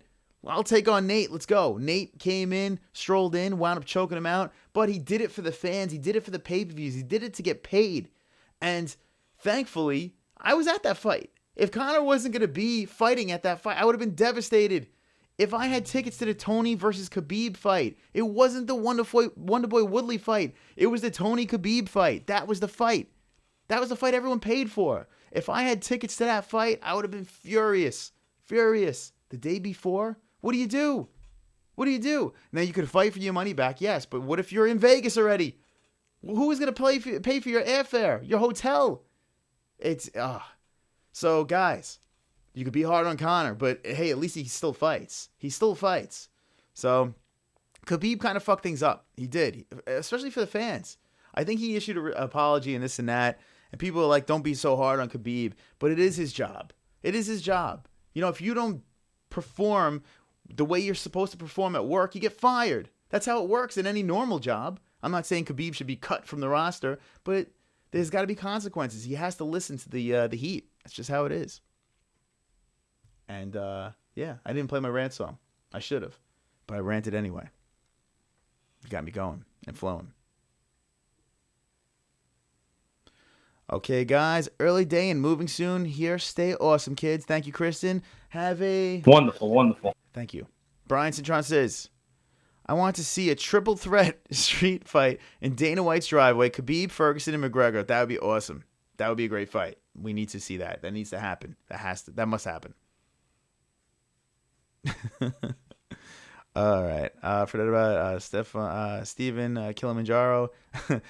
Khabib's bear is vindicated. He was that poor bear. You know, the bear should have came in and took his place. Khabib's bear is vindicated, says Thomas T. He was seen firing automatic weapons into the air. He's like, Khabib. Yeah, that was a terrible machine gun. J Pro J's here says that scorecard idea is stupid as fuck. Scoreboard. Jacob Elshadi says, my man Chris, the ramifications of no show is a triple worse of a catchweight bout. Hold on. My man Chris, the ramifications of no show is triple worse a catchweight bout. Hold on. Of a no show is triple worse. Are you trying to say than a catchweight bout? No, it's not. Not to me. I mean, yeah, no, I wanted to see McGregor fight. I paid to see McGregor fight. McGregor, the reason why I've been to a bunch of McGregor's fights. It's a spectacle. You have the Olays, you have all that shit. McGregor doesn't show up. You don't have that shit. like I said before, McGregor is he's the exception to the rule. So, yeah. Dominic Cruz should do a play-by-play for every card. I really liked his style. Unfortunately, because the MMA-holes were doing a Fight Buddies, I didn't get to enjoy Dominic Cruz. But anytime I've seen Cruz before, I think he's very good. I really do think he's very good on the mic. I also think Cormier is good on the mic. You know, people may disagree, but I think Cormier is pretty good. Dominic Cruz is really good, says Thomas T. Becky Dean, the D Machine is here. Says goodnight, Chris. Chris. Wishing you well on your move. Yes, I hope you have a nice move. Jared Cook. Jared Cook is here. Hello, Mr. Holes. Welcome, Jared Cook. Marlon Lane says, yeah, Cruz is an amazing commentator. Loved him with Rogan. Yeah, a lot of good things. A lot of good things people said about Dominic Cruz on that one. Let's not forget that Khabib had a fight without his father in his corner. He had issues because of the Muslim ban, I think. His father wasn't allowed to be there. Yes, there was issues with that. But still, come on. Stop making excuses. Doing anything for your special birthday? Marlon, I am doing this. This is what I'm doing. Actually, I had a nice little cake before. I don't do cake, but for this special day, I did do something nice. Had a cake. And just ran around and did some errands. Nothing special. I went out for my birthday. We did a couple of weeks back. We did go out. We got a little crunk. A little cray on a Saturday night. Of course, there was no UFC because that's how we roll. We have to plan our parties around MMA events. So 2 weeks ago, 2 weeks prior, I went out. I had a good time. Got all sorts of drunk, and it was a nice night. Thank you for asking. Yep, it's Trump's fault, says Pro Tool. Fum Ducker says, yeah, I like the fact that Rogan had to shut up. Fredette About says, you are moving, Chris? I'm not moving. Kristen Cooper is. I would never leave these bricks. Never. Never! All right. So other than GSP and drunk Michael B., who and what is the next big fight? The next big fight. I got to say that Joanna Andrade is going to be fun. I think that's going to be a cool fight to watch. It's going to be a lot of fun to watch. So the next one that just jumps into my head would be Joanna versus Jessica Andrade. I think there's a lot of stories to be told with that fight. Joanna undefeated, Andrade on a fucking tear, beast mode. I like those two. I like that matchup. That's intriguing. So I would say right now, as a big fight, that might be the next big one to look out for. The Stipe versus Dos Anjos. I'll watch it. I'm not gonna be like, yes, this is the best. I'm not gonna be like that. But I would think Joanna would be the one. I would love to see Conor McGregor do play-by-play for a card, or even just one fight. It would be epic. Yes. Forget about it. Come on, that'd be hilarious. Bro, I was saying it is much worse to not have Khabib fight Tony than have a catchweight bout without the fucking belt. Yes. Okay, there we go. Now I get you. Jacob, we're good now. Thomas T says, did you see the dumb Khabib fans yelling at Nate Diaz, Khabib time, Khabib time? No, I didn't. It does sound pretty dumb. Fum Ducker says, that beer in Covenant, that bear in Covenant fucked DiCaprio literally. That bear did. It got behind Leonardo, and it fucked him right up the ass multiple times, and it bit his neck and broke all his bones and fucked the shit out of him in the Covenant. That's right. Jared Cook is back. Says, I learned about your show from a certain... Hold on. Lost you, Jared. I learned about your show from a certain lady shirt. All right. Hi, Jared. So the Carrie Show and Jared Cook are friends. They're good friends, guys. So if you guys are like, hey, who is this Jared fella? Jared is a new MMA-hole, and her and Carrie are friends. I saw that video. Hilarious. That's the Khabib. I didn't see that one yet. I got to check that one out. Here we go. Brian Citrus says, push-ups for Chris's birthday. That's right. That's what I want to see. Everyone in the chat right now, stop what you're doing. Everyone stop. Right FOOKIN now. Drop to the floor and give me 10. I'm not going to say give me 20, give me 10. I mean, that's easy, right? How many of you guys in this chat can do 10 push-ups? I need to know right now. And if you can't, lie and say, yeah, I can. Chris versus Bacon Neck and Greased Up. Oh, my God. All right, let's all settle down. All right, guys, guess what? Sing along. Asking, you may receive receive correct picks is what we'll achieve. Red beard, light skin, hold your girl tight. It's time for Mystic Moms to pick some fights. Every time I pick, I get them right. Now take off your clothes and shut the lights. Suck my dick. It's time to pick. Suck my dick. It's time to pick. Taking it to the living room right here. Check it out. Okay, this weekend's card. Fight Night Brasilia is going down. Now everyone's like, holy shit. Mystic Moss is not having a Fight Buddies this weekend? What am I going to do? That's right, I'm going to be at Premier FC covering that event. But don't worry, there will be a live stream, and I will be contacting you guys all weekend long, checking up on you, making sure everyone's wonderful, wonderful. All right, here is the fight card. Are you guys pumped about it? I got to say, I'm pretty pumped. I wish I was doing a Fight Buddies for this one. I love doing Fight Buddies. Fight Buddies is my bread and butter. Fight Buddies gets me all my new friends, but I'm taking it off because I'm covering this Premier FC, and we're going to be there. Here we go. Check it out. Look at it. Would you just look at it? 6 fights are on the main card. I always pick the main card. That's how it's going to go down. Here are the fights. Look at them. Look at them. Look at them. Look at them. Do you guys want my picks? Tell me in the chat. Let me know. I need you guys right now, to hit me with the ones if you're excited to see my FOOKIN. Oh, fuck, we hear the song again. That's right. If you're excited about my picks, hit me with the ones. You may receive correct picks is what we'll achieve. Red beard, light skin, hold your girl tight. It's time for Mystic Moms to pick some fights. Every time I pick, I get them right. Now take off your clothes and shut the lights. Suck my dick. It's time to pick. Suck my dick. It's time to pick. All right, settle down. Everybody settle down. Settle the fook down. There's the ones right now. The ones are going. They're flying through the chat room because people are excited about my picks. That's right. Get your pens. Get your pencils ready. It's about time to pick. Now, will I stay on my streak of victories? I mean, I've been fucking on fire. On fire. 6 for 6. 4 out of 5.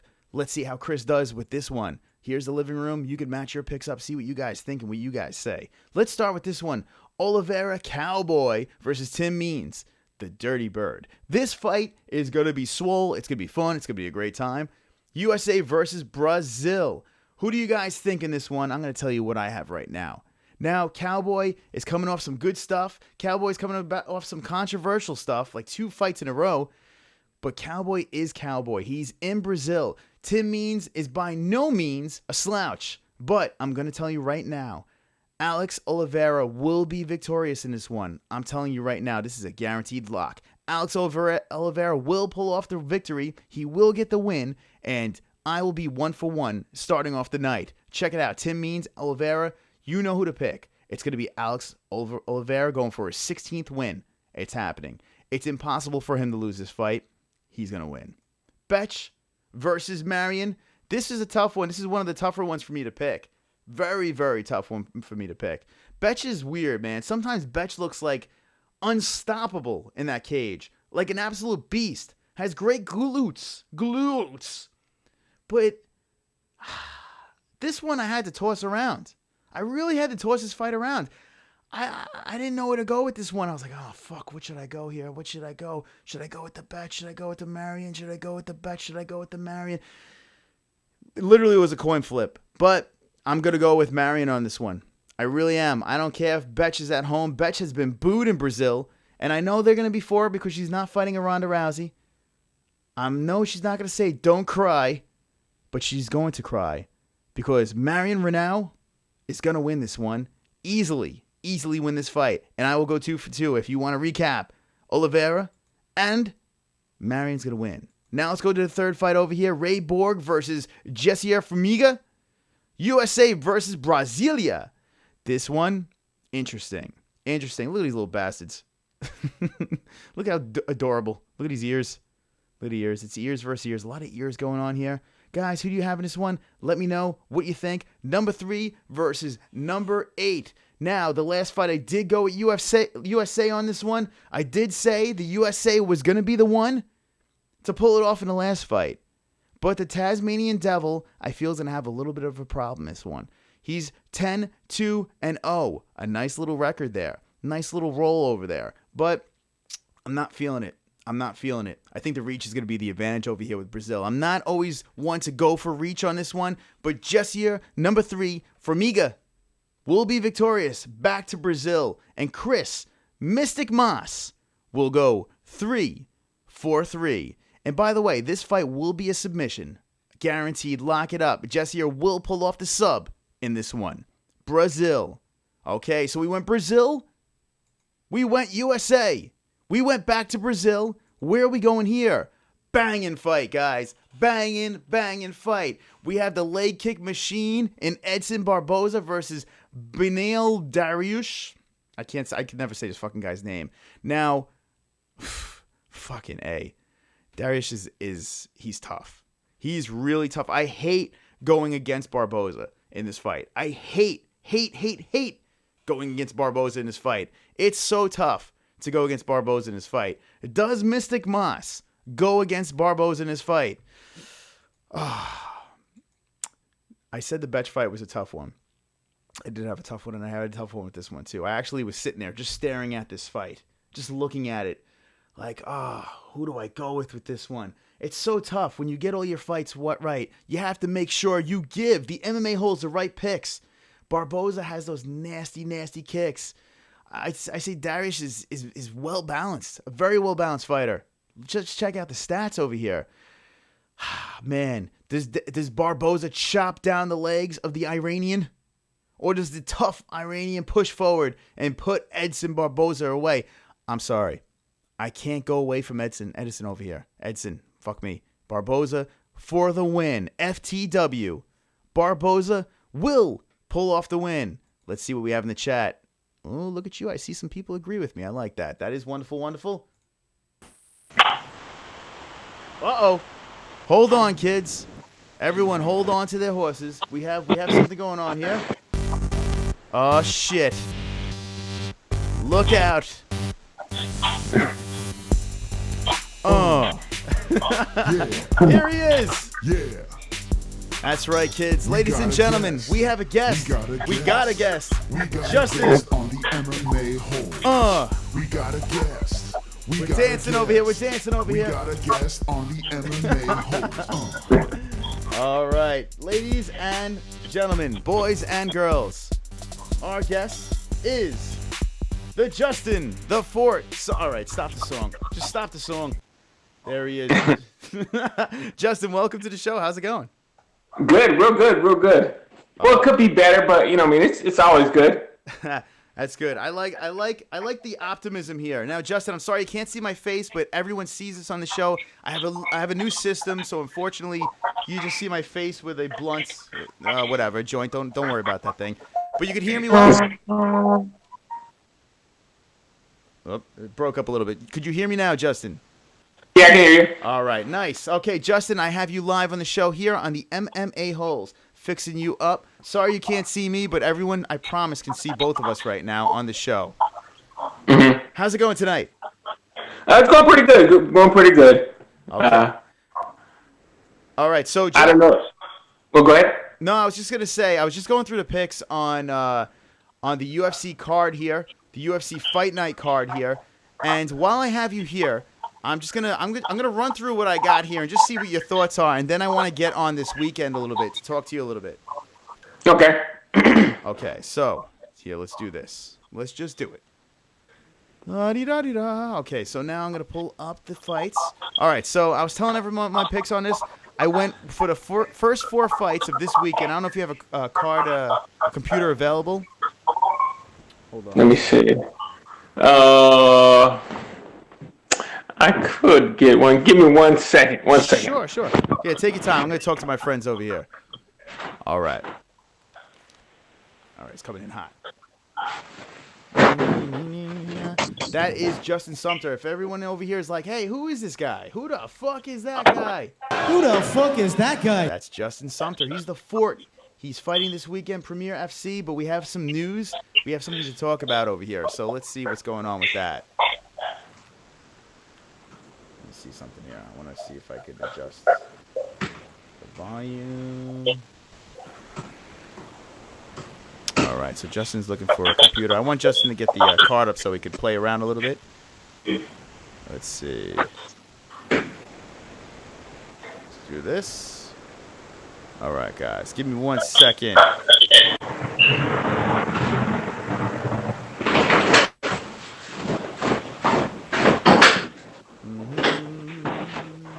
Hey, got it. What's the password to the computer? Huh? Yeah.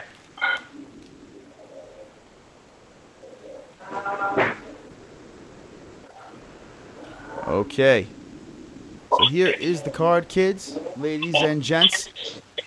Told you my first 4 picks. Those are guaranteed lockups. Lock those Fukas up for sure. Let's check out the chat. Hello, chat. I don't forget about the chat. I never forget about the chat. It's there. All right. Is this Justin Bieber? No, Stefan, it's not Justin Bieber. It's the Sumter's the Fort. Can you stream for me, Lucky? I don't give a fook, says Stephen Killen. Hey, Lucky. Actually, he can't. Haha. I might stream tonight. There we go. Check out the Carrie Show. She does streams. Subscribe to the Carrie Show. Yes, please.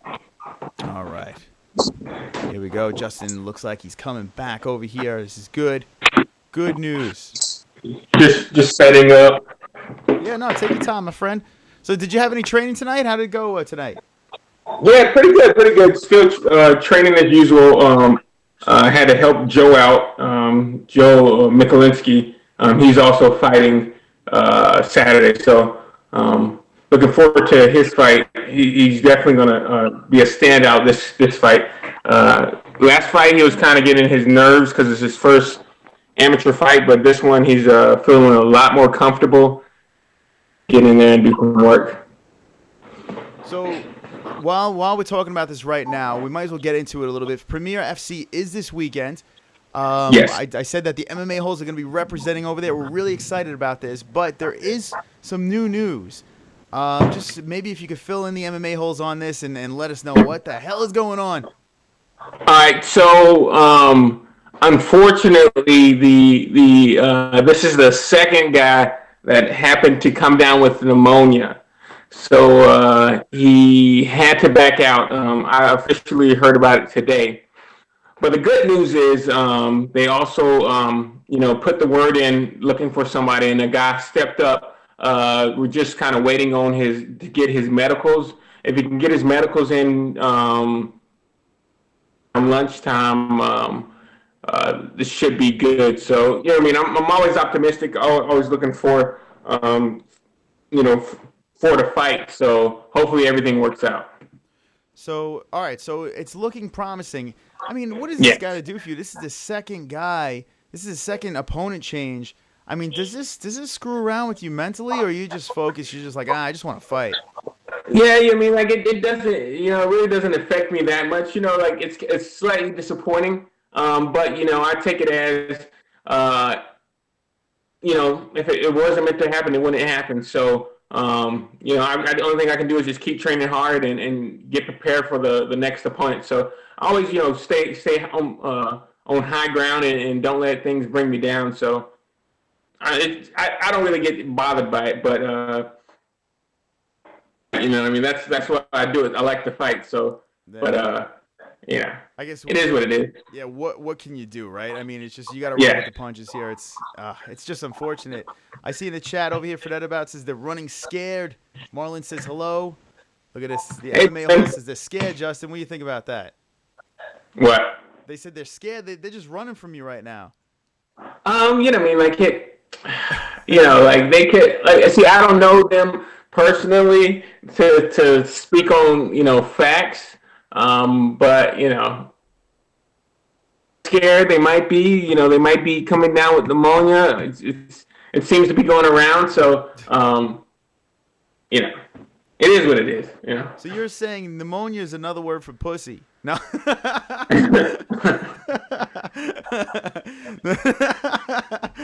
All right, I had to get that out. I see. Jay Smooth says they're running. So see, like everyone knows, no one wants a piece of the fort right now. Everyone's like, nah, we don't want a piece of this. Justin, I really hope this comes through for you. I mean, now it's still a main event, right? No matter what happens with this, or how's this gonna work?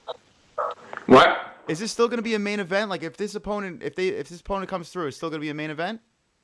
Yeah, it'd still be the main event. Everything would be. It's just a different opponent. So.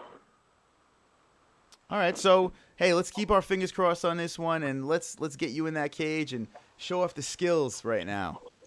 Yeah. I was just like pretty anxious about just getting in there and just showing my skill, because the last time I fought was in like October, and I was supposed to fight in January. That didn't happen, so I'm getting a little antsy. So I'm sure, man. I'm sure. Now, would this fight be another catchweight fight? Like, is that what they're going to be doing, or? Yeah. It'll still be a catchweight fight. Okay, so guys, if you're just jumping in right now, this is Justin the Fort Sumter. I'm just like pretty anxious about it. He's a special friend of the MMA-HOLES for Premier FC. It's this weekend, guys. Get your tickets if you're in the area. It's in Boston. It's in Massachusetts on the border of Connecticut, correct? Correct. Okay, and it's you guys can make it tomorrow. Well, not tomorrow, Friday. They're going to do the weigh-ins at the Basketball Hall of Fame in Springfield. So that's a pretty cool place. And I haven't been inside personally, but I hear a lot of stuff about it. So it's pretty good. Oh, that is awesome. Guys, check that out. I want to be there for the weigh-ins. I'm dying to get there for the weigh-ins, but the pigeon that's on the show is being a prick, and he's getting out of work a little late. So unfortunately, I'm going to miss the weigh-ins. I'm going to get there Friday night, but unfortunately, I'm going to miss the weigh-ins. So that sucks. But I'll be there for the fight, and I'm definitely going to be making a lot of noise over there and definitely showing some love for sure. Definitely. Now, could you explain to the people right here, how do you watch this fight? How do you get a chance to see this fight? And is it a pay-per-view? Where do you get tickets for this? Maybe if you could explain to the people. You can get tickets at the door, or if you want to stream, I believe the streaming service is Go Fight Live. I might be mistaken. I have to double check that. Give me 1 second.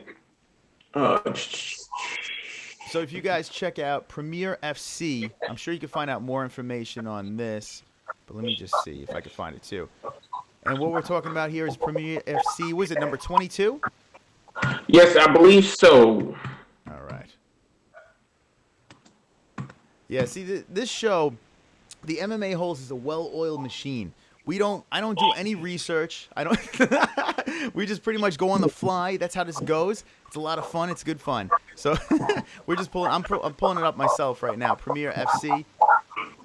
If any of you fooks in the chat are gonna be in the area, I better see you people there, rooting on Justin Sumter, kicking some arse.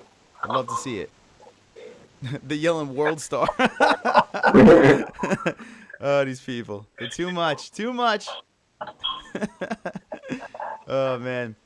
So, okay, yeah. So if you go to the website and there's a link which you can click on, and right now it has the countdown: 2 days, 20 hours, 24 minutes, and 27 seconds to the event. But you can click on that and order the fight on there as well. There you go. So you can order the fight straight from the website. So guys, do it right now. Screw UFC Fight Night Brazil. That shit's garbage.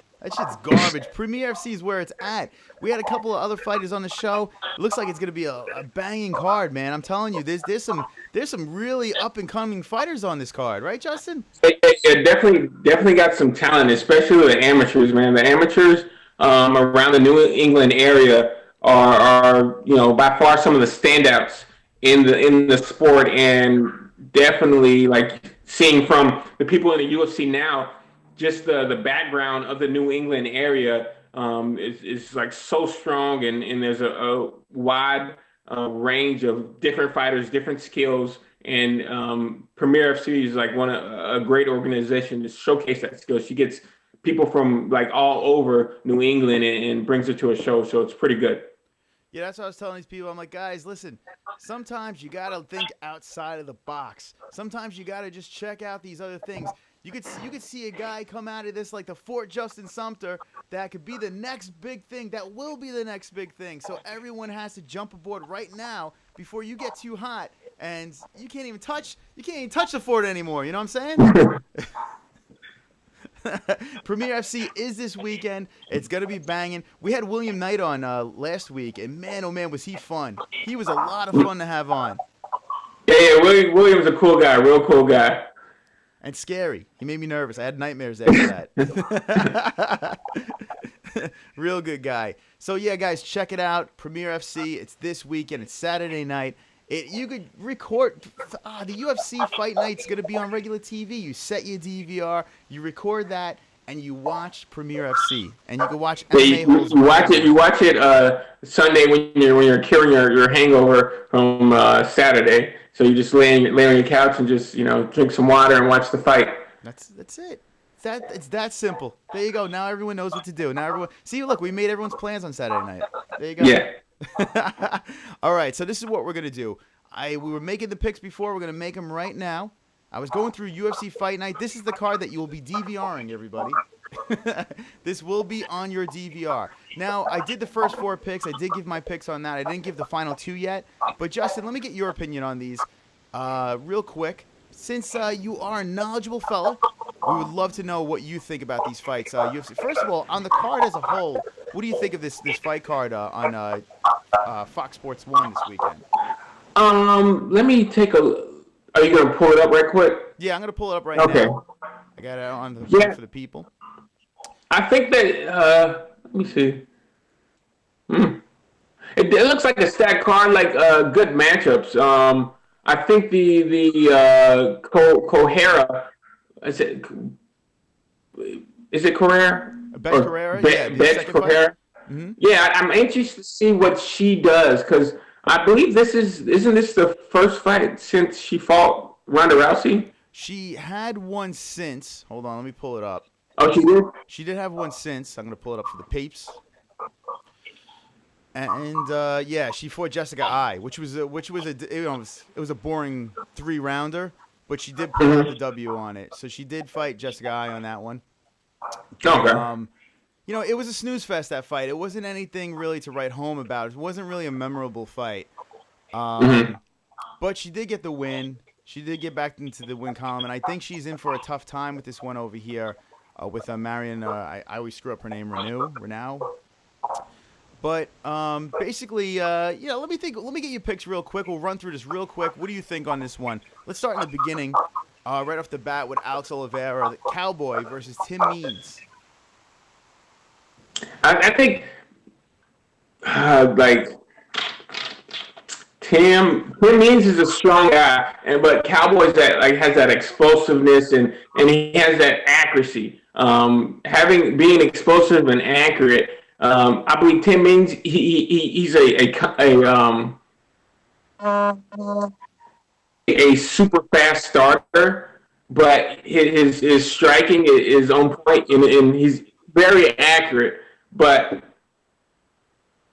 I think just Alex, the Cowboys, is probably just going to overpower athleticism, and I think he definitely will probably get the win second round. Later in the second round, Tim has shown his body to be weak some fights, so take some body kicks and then bring it upstairs, and I think Cowboy would get the win. Yeah, I agree with you on that one. I think Oliveira is he's just too much. He's going to be too much for Means. Even though Means has been looking pretty good, yeah, I think Oliveira is just, and especially being in Brazil, I think he has that little bit of edge, and I agree with you on that. Yeah, and it's a hometown, you know what I mean? Like, he comes out always with that flair, you know what I mean, with the cowboy hat and everything. So definitely think he definitely have the power of the Brazilians. All right, we're going to go to the next one real here. Betch Correa versus Marion Renaud. We were talking about this earlier. USA versus Brazil. Pretty well-matched fighters over here. What do you think on this one? Me personally, I don't dislike Betch Correa, but I don't like her that much. I can't stand so, I just want to see I want to see a competitive fight, a real competitive fight. I haven't really seen the other girl fight. So I think if it gets out the second round, I think the other girl might win because she looks like she might have a little bit more stamina than Betch. Because Betch has, she's a fast starter and she sputters towards the end of the second and third round. So I'm sorry, you said you were going with Betch on this one? the other girl. Oh, the other Marion, girl. I'm sorry. Okay. Yeah. Yeah. Hey, we're two. Hey, you and me are 2 for 2, buddy. We both picked the same ones here. I agree on this one. I went USA on this one. The number 13 fighter. I do feel that Betch is gonna have her hands full with this one. It was a tough one to pick, though. Yeah. What's her record? So Marion is 7-2-0. Betch is 10-2-0. But I just feel that Marion is the one that's gonna be able to pull this one off. She's coming off of a win. Who did she fight the last one? I mean, nothing to really write home about it. I just remember her last fight. It was a finish in the third round. So I don't know. I just have a feeling on this one. You know when you have that feeling? I just feel it's gonna be a tough one. It was a tough one for me to pick, but I had to go with USA on this one with Marion. USA all the way. All right, so there we go. We're 2 for 2 together. This is another. I tell you what, this card is a tough card to pick, man. I was going through these fights. I was like, holy shit, man. There's a lot of like real. Yeah, it's like I would say it's an evenly matched a fight card. You know, like they really see, and that's what I don't like about like the pay-per-view events. They have the pay-per-view events and they have like mismatches and they're like not interesting fights. And then you get the UFC fight nights, and those are like stacked from head to toe. So it kind of doesn't make any sense, but Yeah, that's a good point. That's a really good point. You look at this card; it's so well balanced. I mean, it is. It's a shame the pay-per-views is just to get asses in the seats and pay-per-view buys. But you look at this card; it's gonna be a good card.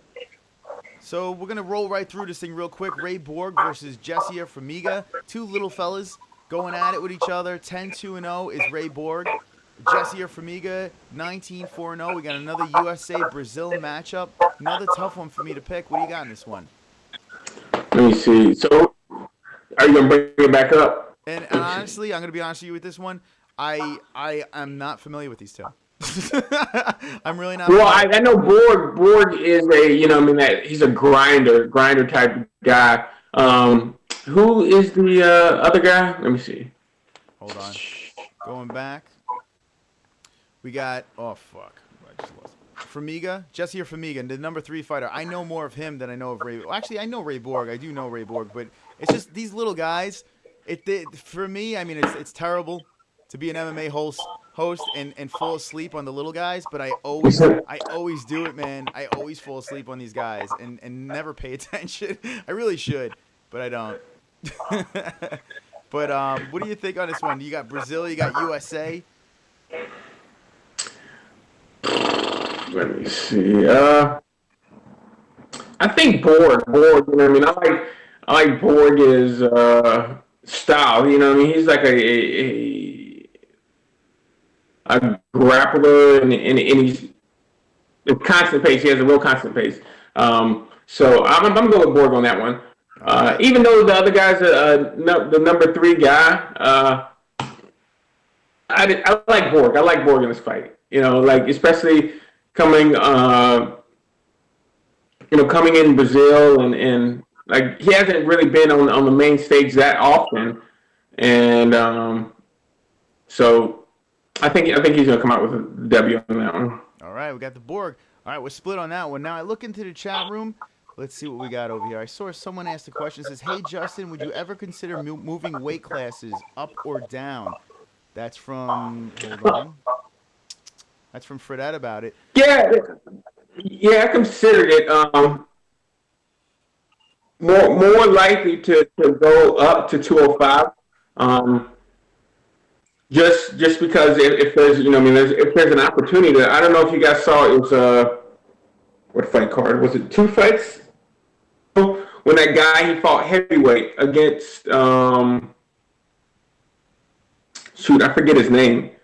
but he was like a real small guy. Probably weighed like 222 when he stepped in the cage, and he fought like let me see. Can you go to you'll see past cards?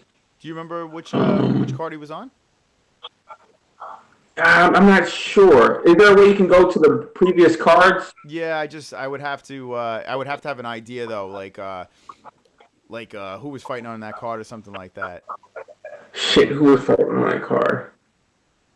Well, it doesn't matter. I mean, regardless, so I guess the answer would be you wouldn't be. Well, because that was a short notice fight, and this guy, you know, he was prepared, and he stepped up to the heavyweights and fought this guy that, you know, what I mean, he fed him in the trap and he knocked him out. It was the knockout where it was like the game knockout. So he knocked him out and he just fell face first down, butt in the air. I tell you what, speaking of face first down, did you see Mark Hunt, that last fight against, what's it called, Overeem? Holy shit. He was a... Oh, man, I was so disappointed. One, because like I was watching it with my friend at a bar, and there was this girl, she was bothering me, and I couldn't watch the fight. And like I didn't watch the fight, like the whole second round, I didn't watch it. And I was like so pissed. And then I looked up, and then he got dropped, and I was like, what the fuck? So... It was crazy. I'm not a big Overeem fan. I'm really not a big Overeem fan. There's just something about him that rubs me the wrong way, and the whole steroid thing and everything like that. He just never did it for me. But well, did you see how like he did not look in shape whatsoever? You know. Mm-hmm. Yeah, he was talking about his belly, and it's like I don't know, man. He was sick, and I don't know. He was ready for He was ready for excuses before the fight even happened. And I don't know, but man, oh man, poor Mark Hunt. I mean, his face, he was out. He just went boom right into the mat. Yeah. What did you think? You know what? I'm gonna jump ship right now. I want to jump ship. I'm gonna get your opinion on the main event, but I'm jumping all over the place. UFC 209. What was your opinion on the Woodley Wonderboy thing? That fight. Second fight. You know, a lot of people they're like, oh, well, they didn't do shit. You know, it was just yeah, you know what I mean? Granted, they really didn't do that much contact, and you gotta, like, I don't know if you heard in the interview with Woodley, but if the people that tried to, you know, fight their, like, try to mess up Wonder Boy, you know, like, they got clean knocked out. Everybody that he fought and tried to, you know, they tried to rush him, to rough him up, they got knocked out. So, this is the second time they're fighting. One, they're going to be a little bit more cautious because Wonder Boy almost got dropped the first time. Well, got finished the first fight, and then the second fight put that in play. So he got touched. He almost got finished. He got taken down, and all that being said, you have to go in there with the mindset that you don't want those things to happen again. Wonder Boy was going to try to keep the distance, try to keep him at range, and move. But knowing that is not going to try to rush in because Wonder Boy is going to try to time and strike him. He got to make sure his strikes are going to land, his strikes are going to hit. So it's kind of like a cat and mouse game, but you know they're playing on in a big arena. So that's why the fight. As far as the judging,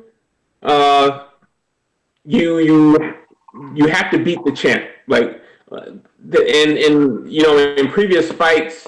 You've seen like the same judging, like you have to beat the champ, and I didn't think definite showcase to show that he beat him. You could say he might have outpointed him, but he didn't beat him, you know. So that was a hard fight to judge. I would say that's a hard fight to judge, and I'm glad I didn't judge it. So yeah. Absolutely. You know what? And I said the exact same thing. The tie always goes to the champ. It always goes that way. It could have went either way, but and I've expressed my feelings on Tyron Woodley. But let's be honest. I mean, that fight was damn close, and Tyron Woodley, I think, did enough to get the decision on that one. I'm not upset about the final result. And if Wonderboy really wanted to win that fight, I think he had to pull the trigger a little bit more. I really do feel. Yeah. I mean, he's going for that belt. It's not his belt. So if he wants the belt, he has to really go for it. Yeah. Like, and I think I wasn't in there, so I can't say. So I'll just leave it at that. Yeah, it's so much easier to comment from our nice cozy chairs. Yeah. For sure. Yeah, but I mean, it just sucks because it was such a letdown. I really like the Khabib thing was so deflating. So I felt. Yeah. I think that was a lot. That was it was Khabib and Kukui, and then it was Wonderboy and Woodley. And they were just the main event was before the last fight type deal. Yeah, well, it definitely took the wind out of the sails. Other than that, though, the card was a lot of fun to watch. I had a great time watching the card, so I can't say I wasn't entertained. That I definitely was. Yeah, a fight that really stood out to me was one. It was one of the prelim fights, and that was let me see, what was the names on that one? The Lando fight. No, it was the Bektik and Elkins fight. That was that fight was like a really. And the funny thing about it, I'm looking at the stats. If you want to pull them up, yeah, pull up. Right the control for that fight was 8 minutes and 55 seconds for Mursad, and like just the minute and 26 seconds was him winning. He won in a minute and 26 seconds at the end of the fight, which was pretty awesome. He was getting his butt beat. Right, the first round was so lopsided, and Elkin's face was just like a horror show. It was like hamburger meat. Yeah. Oh my God! And here I am, drunk, yelling at the TV, saying, "Oh my goodness, look at this fucking guy!" And then he comes back. I couldn't believe it. I mean, to have that much heart. Have you ever gotten yourself in a situation like that where it was totally one-sided, and then you were able to dig deep and pull it off, or you just too busy beating him in the first round? Yeah, it's kind of, what I mean? Just beat him up. Yeah, it's crazy, man. It really is crazy. I guess, to dig deep, come back, and win like that, wow. Elkins, a lot of respect to that guy. And then the next one was the Venata and the Tabur fight. That was a pretty good fight. Like just the showcase of kickboxing, Muay Thai, how they had to set things up, and I think Venata, he just got too comfortable. Like he's like, man, I could just beat anybody type idea, and he wasn't improving. He learned, he figured out what he was doing, and then he kept changing it up to get the victory. So it was so funny. If we go back to that, people in the comments, we did a Fight Buddies, and I got a little drunk, and I was calling Elkins, I was calling him Short Bus, because the picture of his face, Jesus Christ, it looked like he was born without a couple of brain cells. And then he comes back and wins like that. I was like, well, there you go. Don't judge a book by its cover. Yeah. Holy cow. But I'm looking in the chat, and I'm acknowledging that these people are digging up my stupid comments and bringing it back to me. So I had to acknowledge that for a second. But yeah, for all in all, the card was a lot of fun to watch. It really was. Let's get your thoughts on that. What really disappointed me was the freaking Rashad Evans fight and Kelly fight. That was just a horrible display of skill. You know what I mean? Like not taking anything from Kelly for winning, but come on, one, they weren't explosive, and I guess Kelly's style is just like awkward, so awkward that it kind of flustered Rashad, but man, like that's exactly. And he only one takedown, and it's. That's exactly what it was. Daniel Kelly, is notorious for being that ugly, weird fighting, like unorthodox, and I definitely feel that it threw Rashad off of his game. You know, this guy coming in there like he's picking up his kids from soccer practice and with those weird swings. Yeah, it's like, you know, the whole thing was bizarre, but it played into Kelly's favor, it seemed like. Have you ever fought a guy like that was just like completely unorthodox and just like so bizarre to like, I don't know, to do anything with? Have you ever had a fighter that was just so...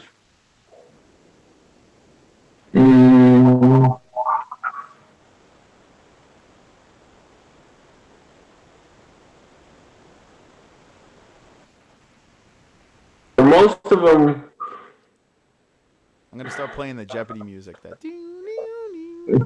Yeah. I can't think of anyone that was like completely awkward. But you know, I mean, I've trained with some awkward people. You know, what I mean, just their style is like, if someone is kind of not awkward, you can kind of get their time. You can kind of, you know, feel what they're doing. But then you get that awkward guy, and then it's like, man, like, you know what I mean, I'm good, but I can't really do anything because like you can't sense what they're going to do. And in its own right, it's, you know, I mean, they're good. They're real good because like that. The game of fighting is you want to make the other person uncomfortable. So if you feel comfortable and you're making the other person uncomfortable, you're winning. So all power to you. But all right, so I really want to get your opinion on this fight. I mean, the fight that really stands out. I mean, there's a couple of fights that stand out, but hold on, let me get back to the schedule. I just want to go back to this fight night real quick. There's two fights that actually, you know what? I gotta say the top 3 fights on this card. I mean, they all have good stories, but let's just start with the Belfort Gastelum fight. I mean, what do you think about this matchup between the two? You got the old guy looking to retire, all deflated from the steroids. You have the young kid, Mexican guy that's just tough as nails in a new division. What are your feelings on this? I think Gastelum's gonna you know, just pick him apart. His stand up is something, you know, like I haven't seen someone move like that in middleweight in a while. You know, like he it's like he's a matador in there. He's kind of moving where he wants him, touching him where he needs to, and then once he sees that opening, he tries to finish. And like what he did to what's his name? His last fight. Kelvin Gastelum. Hold on. Oh, Johnny Hendricks. Like no, just the way. I'm sorry, Tim Kennedy. Yeah. Like just the way he beat him. Like I think it was in the, what round was that? The third round. Like he wasn't breathing hard. He wasn't doing anything. Like he just went in there, did what he had to do, and pieced him up. And then in the third round, just put him away. I think I think the second round, because Belfort, you know, he's notorious for coming out strong and then, you know, gassing later in the fight. And I think with body shots, I think he's going to land a couple body shots, but his power and his explosiveness, even though he's an old guy, he still has, you know, they don't call him a phenom for nothing. Still has those skills to, you know, put people away. So I'm going with Gastelum for this one. I just think he's just way more technical and has that skill asset that kind of puts Belfort in a box and doesn't let him move. So I think everyone is jumping aboard the Kelvin train now. I think everyone's a believer in Kelvin Gastelum. This kid is I think he is the real deal. I really do. Even at this weight class, he looks fresh. He looks, I mean, he's got power. He could wrestle. He could pretty much do everything. Yeah, he doesn't have to cut weight. You know, he doesn't have to cut weight. So, yeah, you got to give an edge to this kid. This kid does look great. Right now, we are with Justin the Fort Sumter right now, live on the MMA-HOLES. We're talking picks. We're talking Premier FC. Let's not get off the track right now. Premier FC is this weekend. The Fort is the main event. People are scared. They're jumping out of that cage. But we're going to get him a man to face him and fall. Justin, I mean, listen, this is it's ridiculous. These people, they got to stop running away. They have to face the music. Yeah, just basically see, what I take it as is if you wanna you wanna be a fighter and you say you wanna do it, man, you got to, if you say you wanna fight, you fight. You don't say I wanna fight. And if you get sick, you get sick. You know what I mean? There's nothing wrong with getting sick and saying you don't want to fight, but make sure you take your vitamin C, man. Like, vitamin C is readily available, and man, I haven't even got sick once this year, so people stop complaining. Well, I mean, you're in a different league than these people. I think that's the problem. They don't understand. They don't understand. Well, Justin, listen, I really hope that this really comes together. Regardless, I mean, it's gonna be a great time, but we need you there with your arm raised and fireworks exploding. I don't know what that means, but it's going to be a good time. Guys, Premier FC, check it out this weekend. Justin the Fort Sumter will be fighting. I'm very convinced he'll be there. Karen does a great job of putting these things together. So, hey, a lot of faith in what's going on here. Justin, any last words to the people, the MMA-holes? Speak your mind. Hey, just thanks for having me. Really enjoy, hanging out with you guys and shooting the shit. Want to thank my sponsors as always, Wash and Wag in New Haven, Connecticut. Also CT Supplements for keeping me fueled for this camp and hopefully keeping me fueled for this fight coming up. Cross my fingers that they come up with somebody. And Premier Prosper management for just taking me under the wing and doing a great job with some real good guys. Management team, so shout out to them. Shout outs to Karen, because Karen's working her magic and going to give me a fight confirmed. So shout out to Karen Wish. She's awesome. So all good people. Justin, you're the best. You're an MMA-hole, so we already know that already, and I always appreciate you coming on. You always do a great job. Thank you for the picks. Good luck with this weekend. Can't wait to hang out. All right, thanks guys. Peace. All right, there he is, Justin Sumter. Yes, in the flesh. Justin Sumter, this weekend, Premier FC, guys. You're going to want to tune into that. It's going to be fireworks. It's going to be a lot of fun. Be there, be squared. That's right. We're going to drag all these people in the chat. We're going to drag them from their houses and bring them there. All right, there he is, Justin Sumter. Guys, that's it. The Fort came in. He said hello. Now, like I said before, two people backed out of this fight. There was a gentleman from Canada flying in. No mas. Wasn't going to happen. Then another gentleman comes in, big guy, like a heavyweight fighter coming in, and they were going to fight at a catch weight. This guy has pneumonia, and he's going to be doing that. And now this guy's sick, and hopefully they can find a fighter for him. But let's not get off the track. Fuck yeah.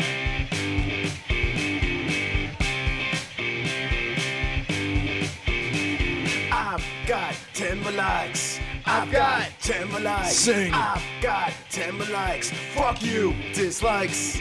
I've got 10 more likes. I've got 10 more likes. I've got 10 more likes. I hope the dislikes die of AIDS. All right, kids. All right, now we're back flowing and going. Thanks for Justin Sumter for coming on. He always does a good job. And let's check out the chat room. Hello. I see some new faces in there. I'm looking. I'm always watching. I'm always lurking. And I hope you guys have... Head movement! Head movement! Head movement! Head movement! Head movement! Head movement! Head movement! All right. Okay. Thomas T says, the cage pooper came back and forth. If you don't want to get sick ever again, invest in Wim HOF method, bitches. Wim Hof method? Okay.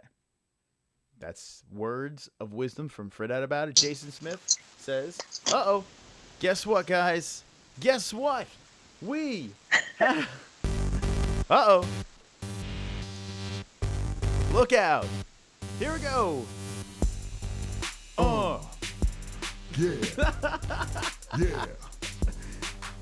We got a guest. Marlon, you're not dancing. We got a guest on the MMA-holes. We got a guest. We got a guest. All right. We got a guest on the MMA-holes. All right. Settle down. Marlon Lane is here. Welcome to the MMA-HOLES Live. It's good to see Hi. It's great to see you're smiling right now. This is a good sign. I'm sorry you can't see my face, but, you know, you get to see my crown and sunglasses instead. No, actually, I see you with your belt. Oh, you see my belt. Okay, even better. Even better. The champ. You guys see the picture of the champ. That's good. Well, like I said before, everyone sees me, and now they see you. And Marlon Lane is here after a somber weekend. A weekend of disappointments. First, it started off with Khabib not showing up because of his fat bastard ways. He stuffed his face too much, and he didn't make weight. And then... well, I don't know. What do you say, Marlon? What do you think? Let me know your thoughts. I enjoyed the card, actually. I thought it was a really good card. I know a lot of people... I mean, I was disappointed with the whole Khabib thing, too, And, of course, the Woodley and Thompson fight was not what a lot of people expected it to be. But I thought it was a really good tactical fight. Yes, tactical. Yes, I agree. It was a very tactical is a great word to say, because these guys. I mean, there was a lot of respect going on between the two, and I mean, I wanted more just because of the Khabib thing. I just felt they had the stage. It was good, but it wasn't what I expected. I really wanted. I mean, actually, I expected it to suck. I said it before it was going to suck, but I just hoped that I was going to be wrong on this one because I really wanted to see a good fight between these two. Two really good fighters.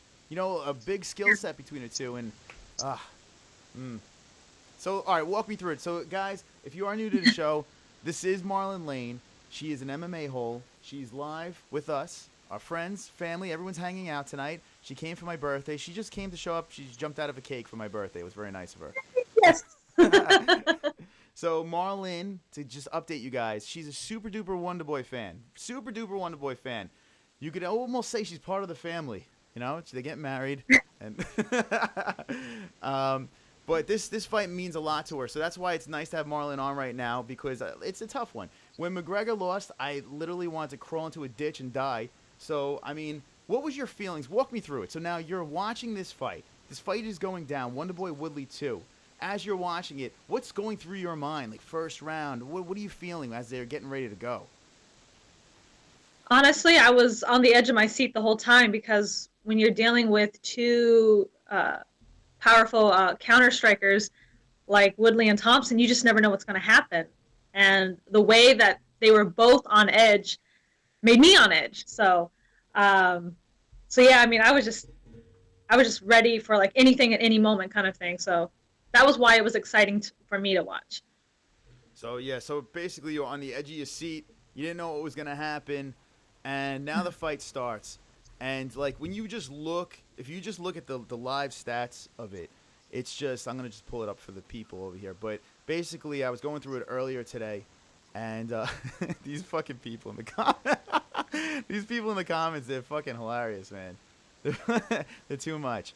Like, if you look first round, 5 strikes to 6 strikes. You look at the second round, 8 to 8. Yeah. And then they finally open it up a little bit, but there was still a lot of respect between the two guys. And I think what they said was good. The whole counter, they were afraid of each other's counterability, if that's even a fucking word. But that's the thing. These guys had a lot of respect for each other. I think the problem I had with this fight was there was too much respect. I think that these guys, they really do like each other. And you could see it in the fight. They respect each other. They like each other. And I think that played along with the fight. And then that's the fight we got for the second time. When the fight wrapped up, okay, were you upset with the decision? No, not necessarily. I mean, because at the end of the fight, it was such a close fight, in my opinion. It could have gone either way. I wasn't disappointed with Wonder Boy necessarily, because I believe that he did go in there with his whole heart trying to do his best, but when you're dealing with someone like Woodley, who has that mean right hand, who's, took Wonder Boy down in the first fight pretty much with ease, and again in the third round on the second fight, I can understand Wonder Boy's hesitancy to move forward too much, because both of them, we've seen what happens when people charge at Wonder Boy, they get knocked out, they get on his highlight reel, and same thing with Woodley. You charge at Woodley, then boom, you're on the floor, so I understood it, but I understand how fight fans, they pay to see entertainment, and they want a show. And I think, of course, like you said, everybody was just so upset about the whole Khabib thing. So they were hoping to really get their money's worth. And I think a lot of people felt cheated. But I personally, like I said, enjoyed the card all around. Yeah, I mean, you said that very you did a good job, Marlon. You definitely said it, you were very politically correct in that one. I like the way you handled it. You handled yourself well in that one. So that was good. But let's be honest. I'm sure you wanted to kill somebody after that fight. Someone needed to die. I was no doubt. Yeah, I was a little upset. I had a bunch of my friends with me who were just being buttholes and just teasing me about it, of course. But as much as I'm a fan of Wonder Boy, I don't hate Woodley either. They're both fighters. I respect both for what they do.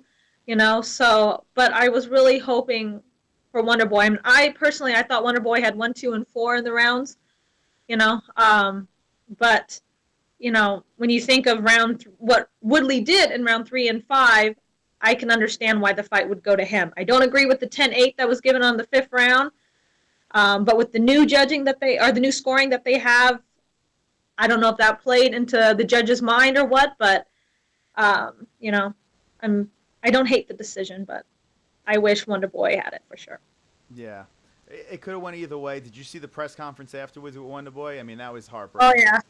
The poor guy, man. I know. I was like, oh, don't cry, because I felt so bad for him. Like, I could tell that it was such a huge disappointment, and not just for him, but, for all of the family, the fans, the friends, when you don't win and you go out into competition and you put yourself out there, it's such a disappointment. I know that as a competitor myself and what I do when if I go out there and I don't perform right, or I don't win, my students or, my friends, I feel like I disappointed them so badly. So I understand that feeling, but yeah. I think he handled himself well. Jacob makes a good point. They didn't do the new rules in 209, but regardless, it doesn't matter. I mean, what could you do? I think a tie goes to the champ regardless. It sucks if you don't do enough. The tie goes to the champ, and to me, that fight was a tie. I mean, they were literally neck and neck. The last 10 seconds of the last round, Woodley opened up the fucking gates of hell. And what was going through your mind there? I mean, I don't know if you saw any of our stream, but V-neck, it was hilarious. It looked like he was going to cry. It was so fucking funny watching his face. He was like, oh! Oh, so I'll have to go back and watch the stream then for that. So I literally watched it a couple of times, just laughing my ass off. I put links, guys. I put links in these. The fight buddies are super long, so what I do is I put links to where each fight starts. You can click on the link. You can skip all the bullshit. And yeah, watching his face, and moaning and groaning was hilarious. Guys, in the chat, I see everything you're fucking writing. You fucks. If you want me to read your comments, hit me with 10 ones. Hit me with 10 ones, and I'll read all your comments right now. I'm sorry, Mark. Yeah, I don't see any of the comments, so maybe that's a good thing. Want to look. Well, listen. In fairness, they are being MMA-holes. They're not being nasty, but they're saying things. What's it called? So yeah, I lost my whole train of thought. But yeah, these fucking people. So it's really funny. You gotta watch V-neck. V-neck was great. Watching that, but I could feel the pain, man. Like I said, McGregor. Like when I watch his fights, I get into it. I get super into it. It's like my child fighting. So I have to, I show all my emotions. But it was tough. It was a tough one. I hate to see Wonder Boy lose because I like Wonder Boy a lot. I really do like him as a person. I think he's a great guy, and I think he's a great fighter. I really do, and he's gonna be right back in the mix. Now with Wonder Boy being 30, was he 34 or 33 right 34. now? 34 years old. he's, he didn't sound doubtful about fighting again, but he did mention his age. What do you think? Do you think he has another good run in him? I mean, I think he does. He said he did mention his age, but he's like, I'm a young 34, so I'm not done. So to me, that showed that there was still hope to go back out there. I know that at that age, most fighters are thinking of slowing down or ending their career.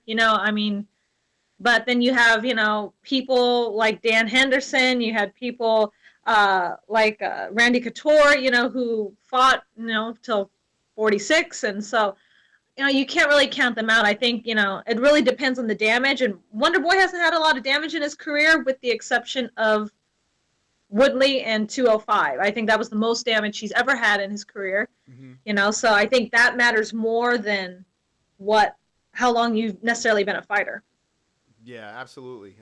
Marlon, I'm telling you, Wonder Boy, I mean, if people, you can't judge Wonder Boy by these Woodley fights and by even by the Rory McDonald fight. People who are disappointed by that fight. Listen, Wonder Boy is a smart fighter. He's got a lot of skill. You look at his resume; it's super impressive. All right, so I can't. So we got more than 10 ones. We have a lot of ones here. So I'm gonna start reading some questions. Are you are you bracing yourself right now? Bring it on. Bring it on. All right, here we go. I see you're in your special MMA-hole room. We're going to call it the MMA-hole room. That's what we're going to call it right now. Yeah, I need to with you guys. I've learned my lessons. All right. Stephen Killam says, hey, Chris, say this to her. As long as I have a face, you will always have a place to sit. That's from Stephen. Thank you. Okay. Jason Smith says, I want to get knocked out by Marlene's tits. All right, I'll read one more. How about that? All right. Okay. Let me find a good one for you. Let's see. Hold on. Let me find something here. Now they're saying read the comments, you pussy. But I did read some. Okay, if any more questions come up, I'll read another one. This is going to get awkward. All right. So if any other good ones come up, there were some really funny ones. So here's the thing. Guys, the reason why I put the chat here is for you cringy fucks. The cringiest chat on YouTube. The cringiest MMA chat on YouTube. There's a reason why I leave it on there, because myself, I miss a lot as well. So I like to go back and laugh my ass off on the Fight Buddies. I was dying. You guys are killing it in the chat. You guys are saying some fucking funny shit, and I might have to read back again. Marlon, brace yourself if you watch this back. I will. Thanks for the heads up. All right. Some people are laughing now. Okay. Let me see. I got a couple. Okay, here. Mexican has a question for you. Mexican's a very nice person here. Let's see what he says. He says, ask Marlon why she called the Department of Home Security on me. I won't forgive her. Why am I accused of that? Oh God! All right, let me stop with that. These fooks. Yeah. So that's that. But hey, I tell you, they're smitten. The chat room is smitten. So hey, listen, it's only good stuff coming out of this. You stun my chat room every time. No, it's all you, Chris. They're all there for you. Yeah. It's definitely for me. My old ass with my old red beard. Striking. Yeah. What are you gonna do? So, all right. So I'm gonna remove you from UFC 209 right now. I'm gonna remove you swiftly from UFC 209. We're gonna forget about that forever. Okay. I'm not gonna drag you through the whole fight night. I'm gonna ask you two things. Okay. One, is there a fight on UFC the fight night this weekend? Is there anything that stands out to you besides the Gastelum Belfort fight? No, not really. I mean, the Oliveira fight, of course, I'm going for him. I'm going for Borg, and, of course, Gastelum, but nothing really big. I don't know if I'm going to be able to watch it, to be honest with you, because I have a dance competition this weekend, so I'm going to be out doing that all weekend long, but I'm going to try. Oh, I thought you said you weren't going to watch it because you're going to be watching me on Premier FC make a fool out of myself. Okay, that too. And by the way, guys, if you do order the pay-per-view for Premier FC, just do it so you can see my stupid ass, because apparently I might be in the cage doing some stuff. So just saying, you might want to get that. But anyway, that's a shameless plug for myself and Premier FC. But Marlon, you have a dance competition this weekend. So what's going on? What kind of competition are we talking here? The only kind of dancing that I really compete in, West Coast Swing. I go to it every year. It's not too far. It's about 2 hours north from me where I live, so it's a close one. But yeah, it's a smaller event, but I like it. It's run by my good friend, and they put on a kids program, which is incredibly cute and adorable to see, because it's like a mixture of ballroom and West Coast Swing, and so I get to do a bit more of my roots with my ballroom and get to see the kids, and it's just a lot of fun. So I'm looking forward to it. That's great. I hope you are very successful in your competitions. Right now, Thank Steven you. Cedillo says, I got something sticking out right now. Oh, I don't know what it could be, but don't ask. I felt the need to let you know that. So I don't know what's sticking out, but apparently I had to read that one.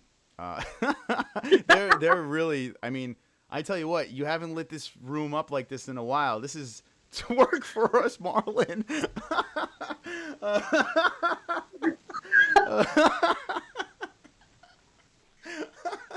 Oh, God. All right. I'm sorry. No one said that. I just wanted to say that. No. That was from Stefan Killam. All right. Jumping jacks. Okay. So so that's good. So I hope you're. So you said you were competing in this thing. Is this like is this going to be I don't know. I lost my whole train of thought. But this is going to be. Have you competed in a competition like this before? Oh yeah, I've done lots of competitions. I mean, I've been doing West Coast Swing for about 5-6 years. So, and I started competing after about a year into it. So, I'm now in the advanced division. So I've done a lot of competitions to get to that, because you got to go through novice, intermediate, and then now I'm in advanced. So yeah, so it's last year actually at this competition, this place I got first place. And that was 2 years in a row first place. So now that was an intermediate though, so now that it's advanced, it's a bit more harder. But I'm looking forward to the challenge. So. All right, so I'm rooting for you. If you do have any video of this, post it on Instagram or Twitter or something like that, so we could actually play a little bit on the show if you'd like. Okay, I will. Well, I'm sure everyone will behave while they're watching the video of you dancing, but they want me to zoom in now. Okay, good. All right, so let's get back to this card. UFC Fight Night is this weekend, but no one cares because everyone's going to be watching Premier FC. Kelvin Gastelum versus Vitor Belfort is happening. I just want your pick on this one, Marlon. Vitor Belfort, Kelvin Gastelum. What do you say? What do you think on this one? Well, Belfort is a durable guy. I mean, he's been around for a long time. He's also been busted, before for steroids. And so, like I've said before, once a fighter does that, it kind of leaves a bad taste in my mouth, I don't really have anything against Gastelum. I'm glad he's moved up to 185 because I was getting tired of him missing weight and stuff. But yeah, I'm going for Gastelum. I think, we've yet to seen the best from him. I mean, he's a great overall fighter, and I think he's going to take the win. So you're saying Kelvin is going to win. It's so funny that these people, I mean, what's it called? Hold on. Let me fix you up over here for a second. Because all we got is... Oh, hold on. I'm just trying to... Every time you laugh, I'm like, what is being said? I'm trying to fix you up because right now... Here we go. All right. So all we got is like boobs. So I'm just trying to get the whole... I'm trying. All right. Anyway, what's it called? So Kelvin Gastelum. It's pretty funny. It's so funny how everyone is jumping on the Kelvin train right now, man. The guy is hot. People really think that this guy is the real deal. I think everyone's convinced right now that this guy could be a player in this division. Yeah, absolutely. I think he, no doubt, does he deserve to get recognition. And and be up there with the top guys for sure. I think he can make a good run. I really do. Right now, we have the beautiful Marlon Lane right now. The prettiest MMA commentator in the game on YouTube. Marlon Lane is here. She's very well versed in the sport. She's a super fan, and she's a beautiful addition onto the MMA-holes. Everyone loves you now. Marlon, before you go, I want in the chat, we'll do a speed round. We're going to do a speed round. Anyone have any questions over here, let them fly, but try to be as respectable as possible. Be somewhat respectable, please, and then I'll send you on your way. Is there anything else going on in the life of Marlon that you'd like to talk about? No, not really. I mean, that's pretty much it. Just my dance comp. I have another dance comp at the end of the month, so I'll be doing that. I'll be doing 2, So, yeah, that's about it. Just keep 'em busy. An MMA class yesterday. I got kicked in the elbow. That hurt. Oh, man. I had a big old bruise, but it iced it down, and it's okay now. Where are you training now? Is it in a local gym by you, or I know you bounce around a lot and stuff like that.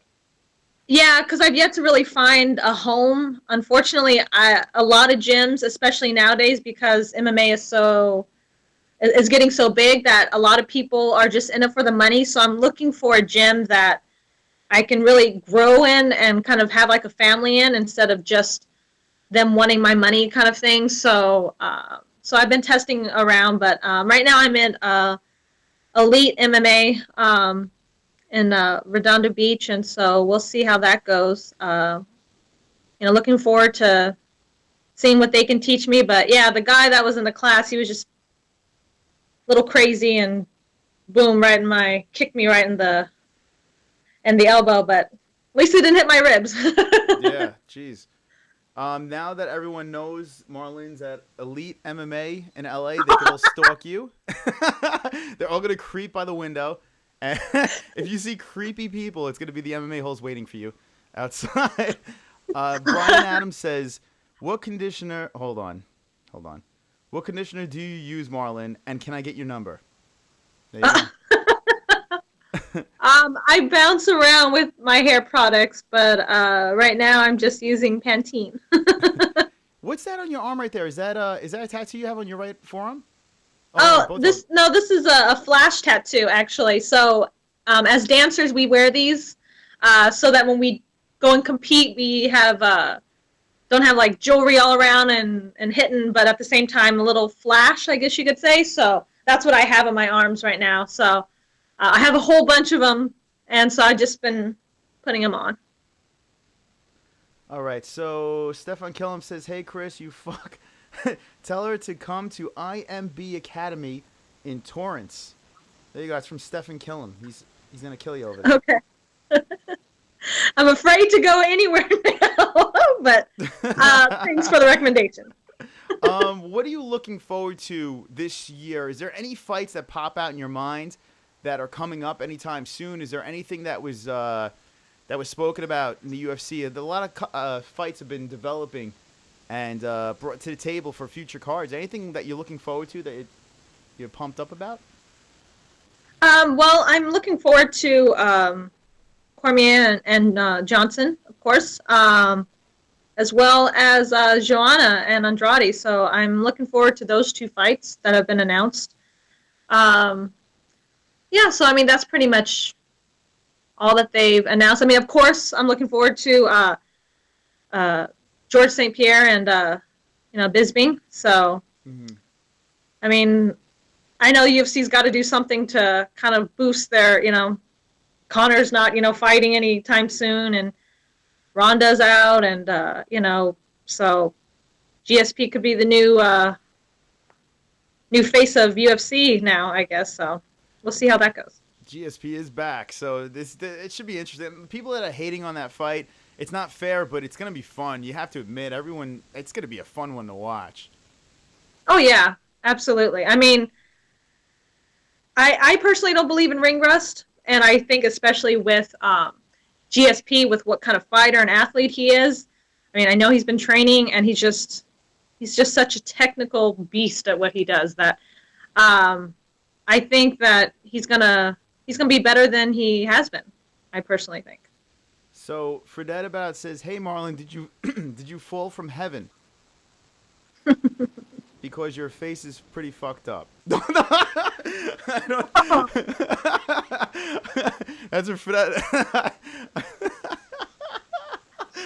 Oh God, I have to read it. It came out, so I had to read it. These people say I don't read their comments. There you go.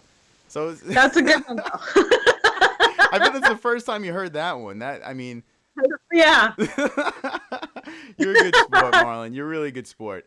Oh God, these comments. I definitely recommend looking back into these comments. That was a fucked up one, but I had to read the bad ones too. It just had to come out. You gotta have that balance. Thomas Lynch says, "Imagine Bisping knocked out GSP. Do you think that's possible?" Oh, I think anything is possible when it comes to MMA. We've learned that in the past that, the fighters who we thought were going to be, showing definite ones to win, that they end up losing, and vice versa, So anything is possible, but I don't think that will happen, No, I mean GSP is a fat. He's super. He's gonna have the speed advantage. Don't count on his ground game. He can pick apart Bisping if he wanted to, but I think the size is gonna be a problem. It's gonna be a lot for GSP to handle. But I'm intrigued by it. I'm intrigued by this circus for some weird reason. I don't know why. I'm kind of pumped up. I like the trash talk. I hope GSP could come out of his shell a little bit and dish a little bit back, though. Yeah,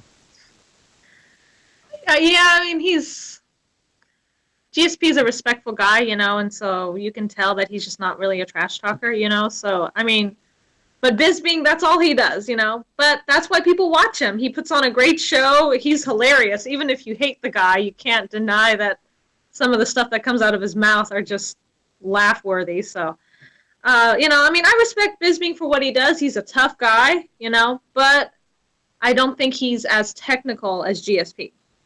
Yeah, that's the thing. Yeah, he's a master, man, at everything. So I'm pretty pumped up. I'm pretty pumped up for that one. And I'm not a big GSP guy, but in this scenario, this is the most I've been pumped up for a GSP fight in a long time. I mean, the guy, he's been out for a while, but in a long time. So that one's good. Yeah, and the Andrade versus what's it called? JJ fight it's gonna be off the hook. That fight is gonna be sick. That's gonna be a sick one. I think we got some good stuff to look forward to. The what's it called? Alvarez versus Dustin Poirier. Did you hear about that one yet? Yes, I saw that today. Actually, that's gonna be a good one for sure. Fireworks. Pardon me? Fireworks are gonna be going on in that fight for sure. Oh yeah, for sure. For sure. Yeah, I think that's a good matchup, It's a tough one to call, though. They're both tough guys, Mm-hmm. But, I mean, Eddie is coming off a loss, so obviously he'll be more hungry, especially the kind of loss he had, in such a big stage, and Dustin, he's coming off a win, even though he hurt himself pretty badly, but he looked great out there. And so I'm looking forward to a firework fight for sure. Yeah, I'm dreading making a pick for that fight. I'm looking so forward to watching it, but I'm dreading making a pick for Alvarez versus Poirier. That is going to be a super tough one to pick. Yeah, it will be for sure. What do you think about the Fort coming on and another opponent out the window? Yeah, I know. I saw that. That's why I didn't want to come on. I want to be rude. I wanted him to have his time, but I'm disappointed for him that his opponents keep dropping out, but it shows how scared they are of him. But I really hope they pull something together for him. He's a good guy. He sounds like he's been training hard, and he definitely deserves to be on that card. Pro Tool 44i says, how about Garbrandt versus the snake in the grass? You saw TJ Dillashaw getting choked in Tough. You see that picture? No, I haven't seen that picture. Yeah, so Cody Garbrandt it's just a freeze frame of Garbrandt with his hand around TJ Dillashaw's neck. TJ Dillashaw looks like he's about to have an orgasm or something, and the look in Cody's eyes is like he really wants to kill this man. I can only imagine what happened there. But will you be watching the Tough this season, or you don't give a fuck? Honestly, I'm not a big tough fan, to be honest with you. I mean, I think they've had some great guys come out of there, don't get me wrong, but I think for the most part, it's just, I mean, I'll catch it here and there. I'm not saying that I wouldn't watch it, but I don't watch it religiously for sure. Yeah. But I'm definitely looking forward to, Cody and TJ fighting at the end. I'm in the same boat. Tough is tough to watch. Hence the name Tough. It's a tough pill to swallow. I always fast forward to the fights. This one I have a little interest in, but you know what's going to happen? I'm going to watch the first episode, and I'm like, fuck this. Let's just fast forward to the fights again. I know it's going to happen. But yeah. It's a good fight. It's a good fight to watch. That fight, I'm really looking forward to the two of those gentlemen going at it. So it's going to make for a good finale. Yeah, definitely it will. Yeah. Mexican D-Side says, ask Marlene if she can make it clap.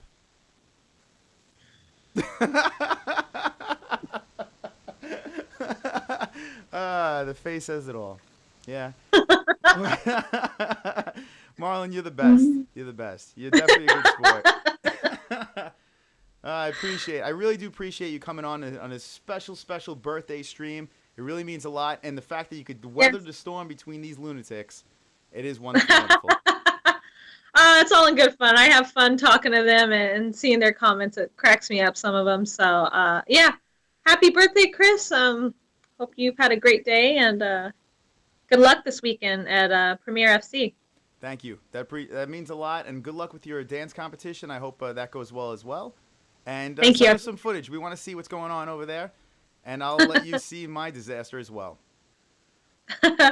Will do. Thank you so much. All right, Marlon. Thank you. There. Alrighty. Bye, guys. Marlon Lane in the FOOKIN house. That's right. Marlon Lane, super MMA-hole, jumped on, weathered the storm of you sick bastards. And props to Marlon for doing her thing. She always does a great job. It's a lot of fun watching Marlon dodge the bullets, talk MMA, spit knowledge, and be a good sport. We definitely have to collaborate. We're talking about, we want to get a stream one of these days where we could get all the MMA-holes together, in person. Because when you watch Fight Buddies, it's different. When you talk over the phone, especially when you can't fucking see my face and stuff like that, it's not the same. When you can look into the person's eyes and really joke around and have fun and talk the sport, it's a different level. That's why this weekend's going to be a lot of fun with Premier FC. It's going to be a lot of fun because I'm going to be in people's faces with a microphone. My microphone on one side says the MMA-holes. On the other side, hold on. On the other side, it's going to have my face on it. It's going to have my FOOKIN face on it. It's going to be so fucking funny. We have a banner. We're going to be giving out wristbands. We're going to be giving out stickers. It's going to be a lot of fun. If you are in the Connecticut area, border Massachusetts, jump on Premier FC's site and get your tickets. If not, there's a pay-per-view. It's only a couple. It's not that much money. Go on there, check it out, and I will be on it. I will. This guy will be on it doing some shit. So you might want to see that. The MMA-holes will be representing Premier FC this weekend. So it's definitely going to be a good watch. Regardless, I'm going to have some footage for you guys. I'm going to be interviewing the fighters, talking some FOOKIN fighting. We're going to be messing around with the fans, really causing a scene over there, having a lot of fun, and having a wonderful time. It's going to be great. It's going to be a great time. But yeah, Marlon's a good sport. Premier FC is good people, and we love the UFC. Let me look at the chat, and then I'm going to finish my picks. Because I keep on getting distracted, I'm going to finish my picks for UFC Fight Night this weekend because there is a fight this weekend and we must talk. Chat room, unite. All right, you guys are fucking funny. Xgo says, Chris is cock-blocking, sitting there with his fuckboy hairdo. Thank you. Jason Smith says, Marlon has everything but a round ass. She's flat, booty white girl. I don't know, Jason Smith. I don't know. You might change your opinion on that. Thomas Lynch says, Marlon being a good sport with all these MMA-holes. And she was. She was doing a great job. Right, Connor? Connor agrees? Yes, sir. That's right. How would you know, Jason? Chris looking like Danny Bonaducci's lesbian sister. Thank you. Thank you. That means a lot. Philip Panapa says, nah, bro. She might have that southern white girl ass. Thomas T says, Jason's blow-up doll has a flat ass. Guys, I saw all your comments in there before. Trust me, I saw a lot of the things you were saying. Hilarious. All right, because I've never seen her in a bikini, says Jason Smith. Forget about, I'm Fookin back. MMA. David Mendes, where the fuck have you been? Welcome back, my friends. Hope you're having a wonderful evening. Wonderful. Chris, is that Connor Billy Walk cartoon behind you? Okay, so hold on. Right over here, that is the Billy Walk right there. He's strutting his stuff. And yes, check it out, motherfuckers. Check. Yes, sir. Is on my shirt. Yes, sir. Right, Connor? Yes, sir. This is like the first MMA-hole shirt we made. Yeah. No one gives a fuck. Who cares? After I read these comments, we're going to finish up the picks, wind down the show. You guys are doing an awesome job in this chat. Let's see. Philip Panapa says, not the, hold on, Whataburger ass, the I do squats all day ass. Jason Smith says, she's hot, but not a dime. Thomas T says, Carrie is twerking as we speak. Yo, coming down south in May? We'll see. X Goes 22 says, Thomas, don't bring us down with the crap. Philip says, have you seen the other chick Chris brought on? She's a dime, bro. Yeah, Carrie is a dime.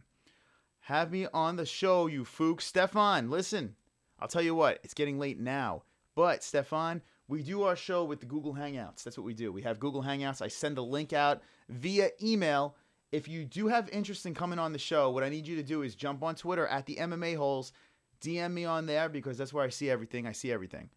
DM me on Twitter, and we could link you guys up and have you on the show as well. I am not opposed of having new MMA-holes on the show. Why the fook not? Because I am not the MMA-holes. I am just the king. You are the MMA-holes. We are the MMA-holes. All of us are the MMA-holes, and we are all Wonderful. That's right. And don't you fucking forget it. All right. X goes. Philip Carey. Yeah, her. I agree. She depressed me. I'll buy that. Goddamn. Remember when we were 50 subscribers? What the fuck? Philip, dude, it's crazy. This weekend, I mean, this is why I like Fight Buddies. I literally pass on going to these fights because I'd rather fucking just grab subscribers and hang out with you fucks. I had so much fun on Saturday. That was a great time. And I love doing the Wednesday shows because it's more intimate. We get to hang out, goof off, and have a little bit of fun. So it's a perfect balance. Fight Buddies are cray-cray. We have everyone going. The chat room's flowing. We had 441 people in the chat at one point. 441 people. Never in a million years that I think the MMA holes are going to have 441 fucking people hanging out in the live chat. And we did. We did it. We all did it. All right. She depressed me on this. I will save this vid so I can replay you telling Marlene her face is fucked up. Forget about it. You said it. I just repeated it. Listen, guys, I have no problem saying any of your comments. Honestly, when I first interviewed Justin, I asked him if he ever taken a shit before a fight. I'll ask anything. I have no problem asking questions. This is the thing. I need the channel to grow a little bit more. I need a little bit more of a backbone with my channel. If I start asking all the questions that you guys say now with 713 fucking subscribers, it doesn't work out well for me. But as I keep growing, trust me, it will get cringier. Not only are you guys the cringiest MMA chat on YouTube, I could definitely be a cringy host. I could balance it nice. Professional and cringe. Mix it together and make a perfect show. That's what we're going to do. I just saw that 713 says Philip, David Mendes, fuck the MMA holes. You guys suck. Remember when we were 13? X Ghost, yes. Actually, X Ghost is an OG, man. For sure. All right. Jason says, Chris, you cool as hell, man. You always acknowledge me in the vids. Stay cool, bro. Peace. Jason, see you later, my friend. David Mendes says, show me your tits. All right, I will. Peace out to you, X Ghost. Nice. I will do a Twitter account. All right, Stefan, do that. Definitely do that. Guys, if you don't have Twitter, make a bullshit account. I don't care what it is. Make a bullshit. You can have one subscriber on there or a follower, whatever the fuck you want to call it. It's just a lot easier for me to communicate with you guys through the DMs and stuff like that. So make your Twitter account and bullshit account. Tell me who you are on the show so I could DM back and forth and we could work stuff out and have you guys on the show. I'd love to have all you fucks on the show. Fill that chat room. Get it swole. Fuck the MMA holes. Who is Carrie? Okay. Until next time, wonderful, wonderful. Carrie is not hot. Carrie is like Marlin, but looks completely different. This is Pro244i.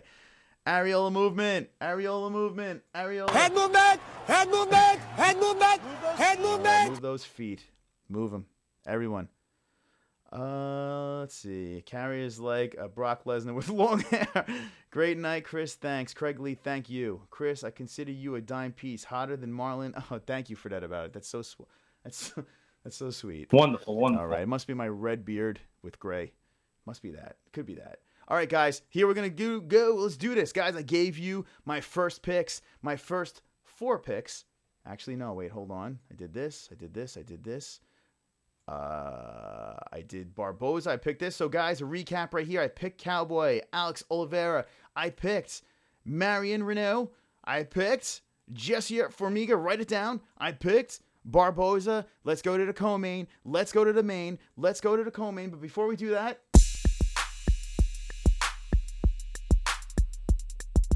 Ask and you may receive. Correct picks is what we'll achieve. Red beard, light skin, hold your girl tight. It's time for Mystic Monster to pick some fights. Every time I pick, I get them right. Now take off your clothes and shut the lights. Suck my dick.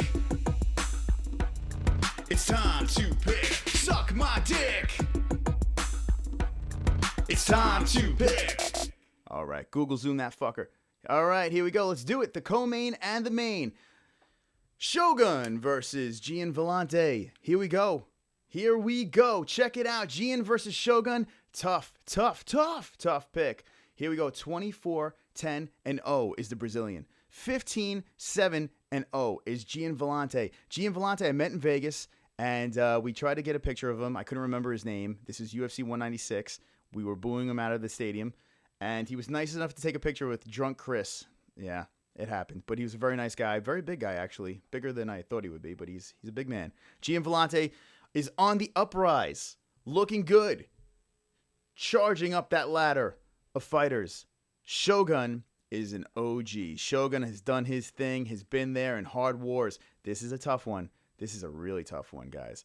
This card was a very tough card to pick. If Mystic Moss still pulls off all his victories, he is amazing, because this one really is a tough one. Guaranteed picks are tough to have in this one. I have a guaranteed pick in this one, but it's not this fight. This is not the guaranteed pick. But Mystic Moss feels that Brazil will prevail. And poor Gian Vellante was not going to pull this one off. And Shogun, unfortunately, I'd like to see Gian win, but Shogun, Mauricio Rua is going to win this one. Shogun, I have for the win. FT Fukin W. Go to the main event. Who do you got?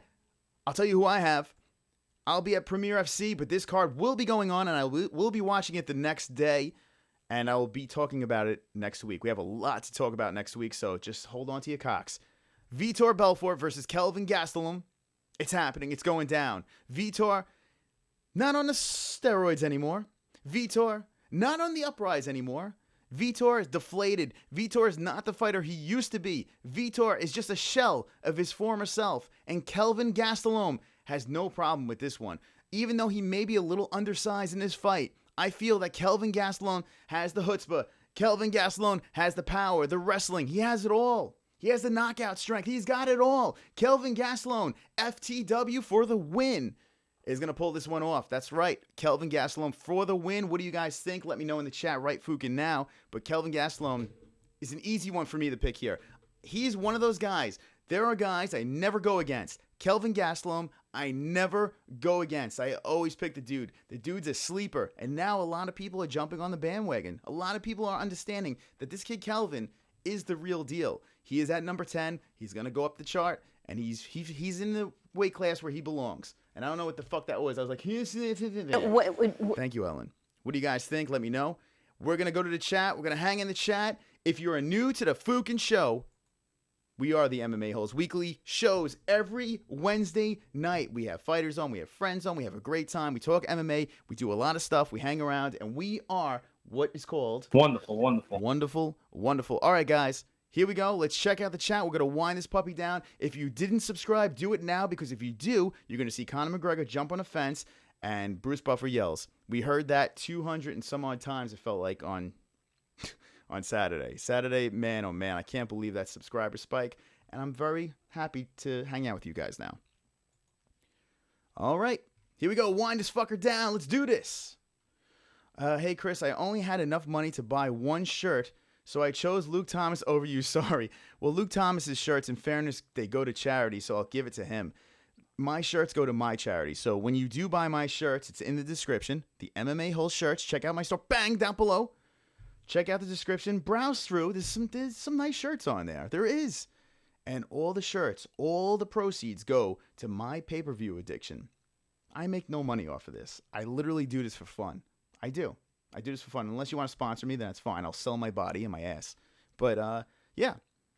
I do this for fun. So just check out the shirts. If you like them, buy them. If not, fuck you. If I wear one of your crappy t-shirts, will you put me on the show? X-Ghost. Anyone that buys one of my shirts.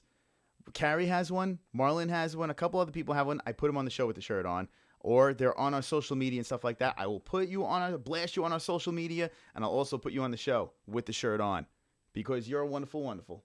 Wonderful, wonderful. And remember, the Wonderful, Wonderful Challenge is going on, guys. Going on. Bang! The Wonderful, Wonderful Challenge. All you have to do is go to a quiet area and scream wonderful, wonderful at the top of your FOOKIN lungs. At the top of your FOOKIN lungs. And, hold on. Let me see what's going on here. This fucking mic is killing me. My mic. Check. Yeah, my mic is a little fucked up. Anyway, scream wonderful, wonderful at the top of your lungs in a quiet area. Video it.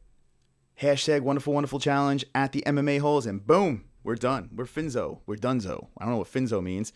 I will play it on the show. The top 4 submissions get put on Twitter. You guys vote, and the winner gets a t-shirt, gets thrown on the MMA-HOLES living room wall. We're going to do this for a little while. This weekend, I'm actually going to film myself doing it. So I'm going to try some terrible places and yell out wonderful, wonderful. I'm going to film myself, and I'm going to submit my own stupid face into the challenge. Stay tuned for that. That's right. That is right. Now, how do I get rid of this? Bang. There we go. That is that. Pro 2, now I gotta go back for a shock treatment. Ha ha ha. Yep, Calvin, Carrie would make a good wife for a wild bear. This is X-Ghost, that's nice. Fredette About says, Kelvin Gastelum also has a big dick. The guy literally has it all. Thomas T, LOL. Kelvin, for the win, says Craig Lee. A lot of Kelvins. I hope, hey Ian, what's going on, my friend? I hope Vitor wins, but I really doubt he will. I don't think he will. Thomas T says X-Ghost Carrie would make a grizzly gay. Steven Sedillo says, good night, Chris. Happy birthday, by the way. I'll smoke one for you, OG Hole. That's right, Steven. Thank you for the comment. It's very nice. Wonderful, wonderful. All right. Look at you guys. And enjoy that spliff. Icky Vicky's here. What's up, Vicky? Icky Vicky. I just took a huge dump. Made me think of this chat. Very nice. That's a nice one. I laughed my ass off. Philip Panapa says, Kelvin ain't got no skill, but goddamn, he hangs in there and pulls it off. He really does. What do you mean no skill? Are you crazy? Did you watch The Ultimate Fighter? This dude, he's got skill. He's a wrestler, yet he can knock your head off. He's dangerous. Fredette About says, Kelvin has pretty good boxing, bro. He's a grinder. I like him. Kelvin doesn't fight a boring fight. Solid wrestler equals grappler too. All right, so there we go. Some knowledgeable people jumping in on the chat. Philip Panapa says, I think his wrestling is better than his hands. And they are. He was a wrestler first. Fredette About says, definitely potential for future contender. Fredette About also says, but not a 185, I don't think. There is talks that he's thinking about going back down again. We'll see. I mean, he could make a rise here and then drop to 170. I just don't know if he can make that weight. Do it, says Craig Lee. Philip Panapa says, agreed, his boxing is more of a brawler. Okay? And he has a good shin, too. That Mexican chin can take a punch. Jacob Elshadi says, Chris, what weight class do you want added? Make up names and numbers, my ninja. There is talk about between 155 and 170. It seems like the consensus that there needs to be a weight class smacked right in the middle. I don't know where you would have it, what you would do. 160, somewhere around there. 165, I don't know. Somewhere in between there. A lot of people want the 165. They feel that it is more of a weight that's attainable and could bridge the gap between those weight classes. I'm not opposed to adding that. If it means people not pulling out of cards, I'm all for it. All right. Okay, I gotta go edit some digital negatives, Lightroom, slow shit, later MMA holes, X Ghost. Peace out, my friend. Wonderful, wonderful. Maybe his tough days is sticking out more to me. Happy birthday, Chris. I'm out. X Ghost, see you later. Thomas T says, see you, Ghost. Fred About says, I swear I'm going to make a troll account one of these days and troll the shit out of one of your chats. One-time deal. You've been warmed. Listen, I welcome the trolls. We are the MMA holes, the cringiest chat. I don't give a fuck. Later, chat. Later, Chris. Happy birthday, you mook. Thank you, Pro Tool. 350 sloth class, says Craig Lee. All right, guys. That is it. Wednesday show done. Stay tuned. This weekend, I'm going to be doing sporadic live streams. We're going on a road trip. It's going to be me. It's going to be the Pigeon. It's going to be Diaper John going on a road trip. We're going up Friday night. Saturday night is Premier FC. We've been pumping it up. We've been having fighters on. Stay tuned for that. We're going to be going live from there. If you're down to watch the fight, let me know, man. Just check out Premier FC's website, and you could get pay-per-view. You could get tickets. I would love to hang out with you guys, man. I got some cool stuff going on over there. We're going to be covering a lot of shit. So if you guys are in the area, New England / Connecticut, there's a border over there. Check out Premier's website. Come by and say hi. Have a drink. Hang out. Get a wristband. Have a sticker. Be live on the MMA holes with us. We'd love to see you. We'd love to hang out with you. If not, check out the pay-per-view. If not, enjoy your fight night. I hope everyone has a great time. You got my picks. Write them down. Lock them up. It's going to happen. And guys, remember, don't be an a-hole. Be an MMA-hole.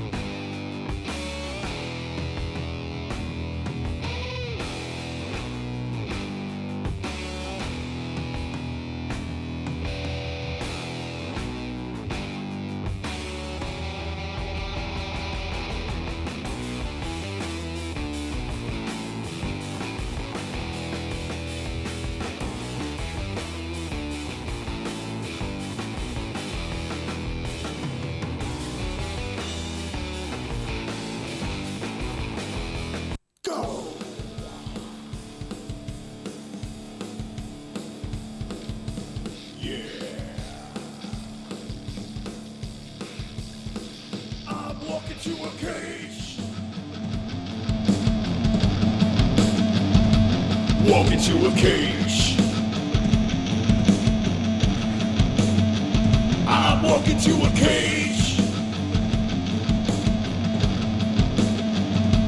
Walk into a cage. Here I go, I'm walking to a fucking cage.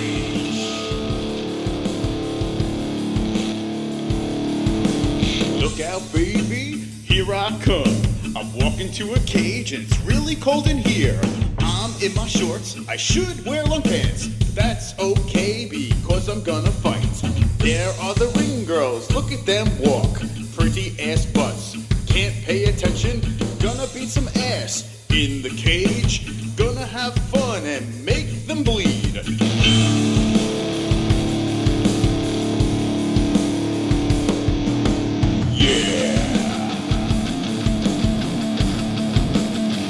I'm walking to a cage. Walking to a cage.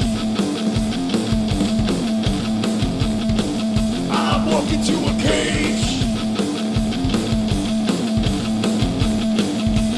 Walking to a cage.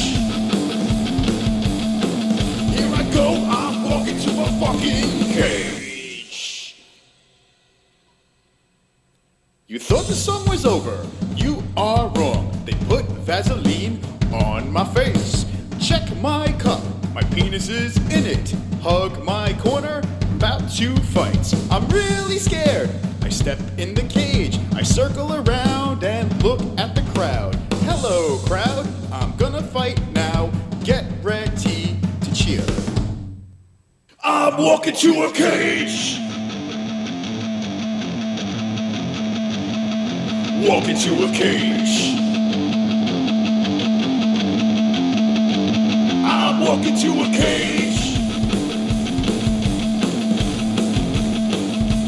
Walking to a cage.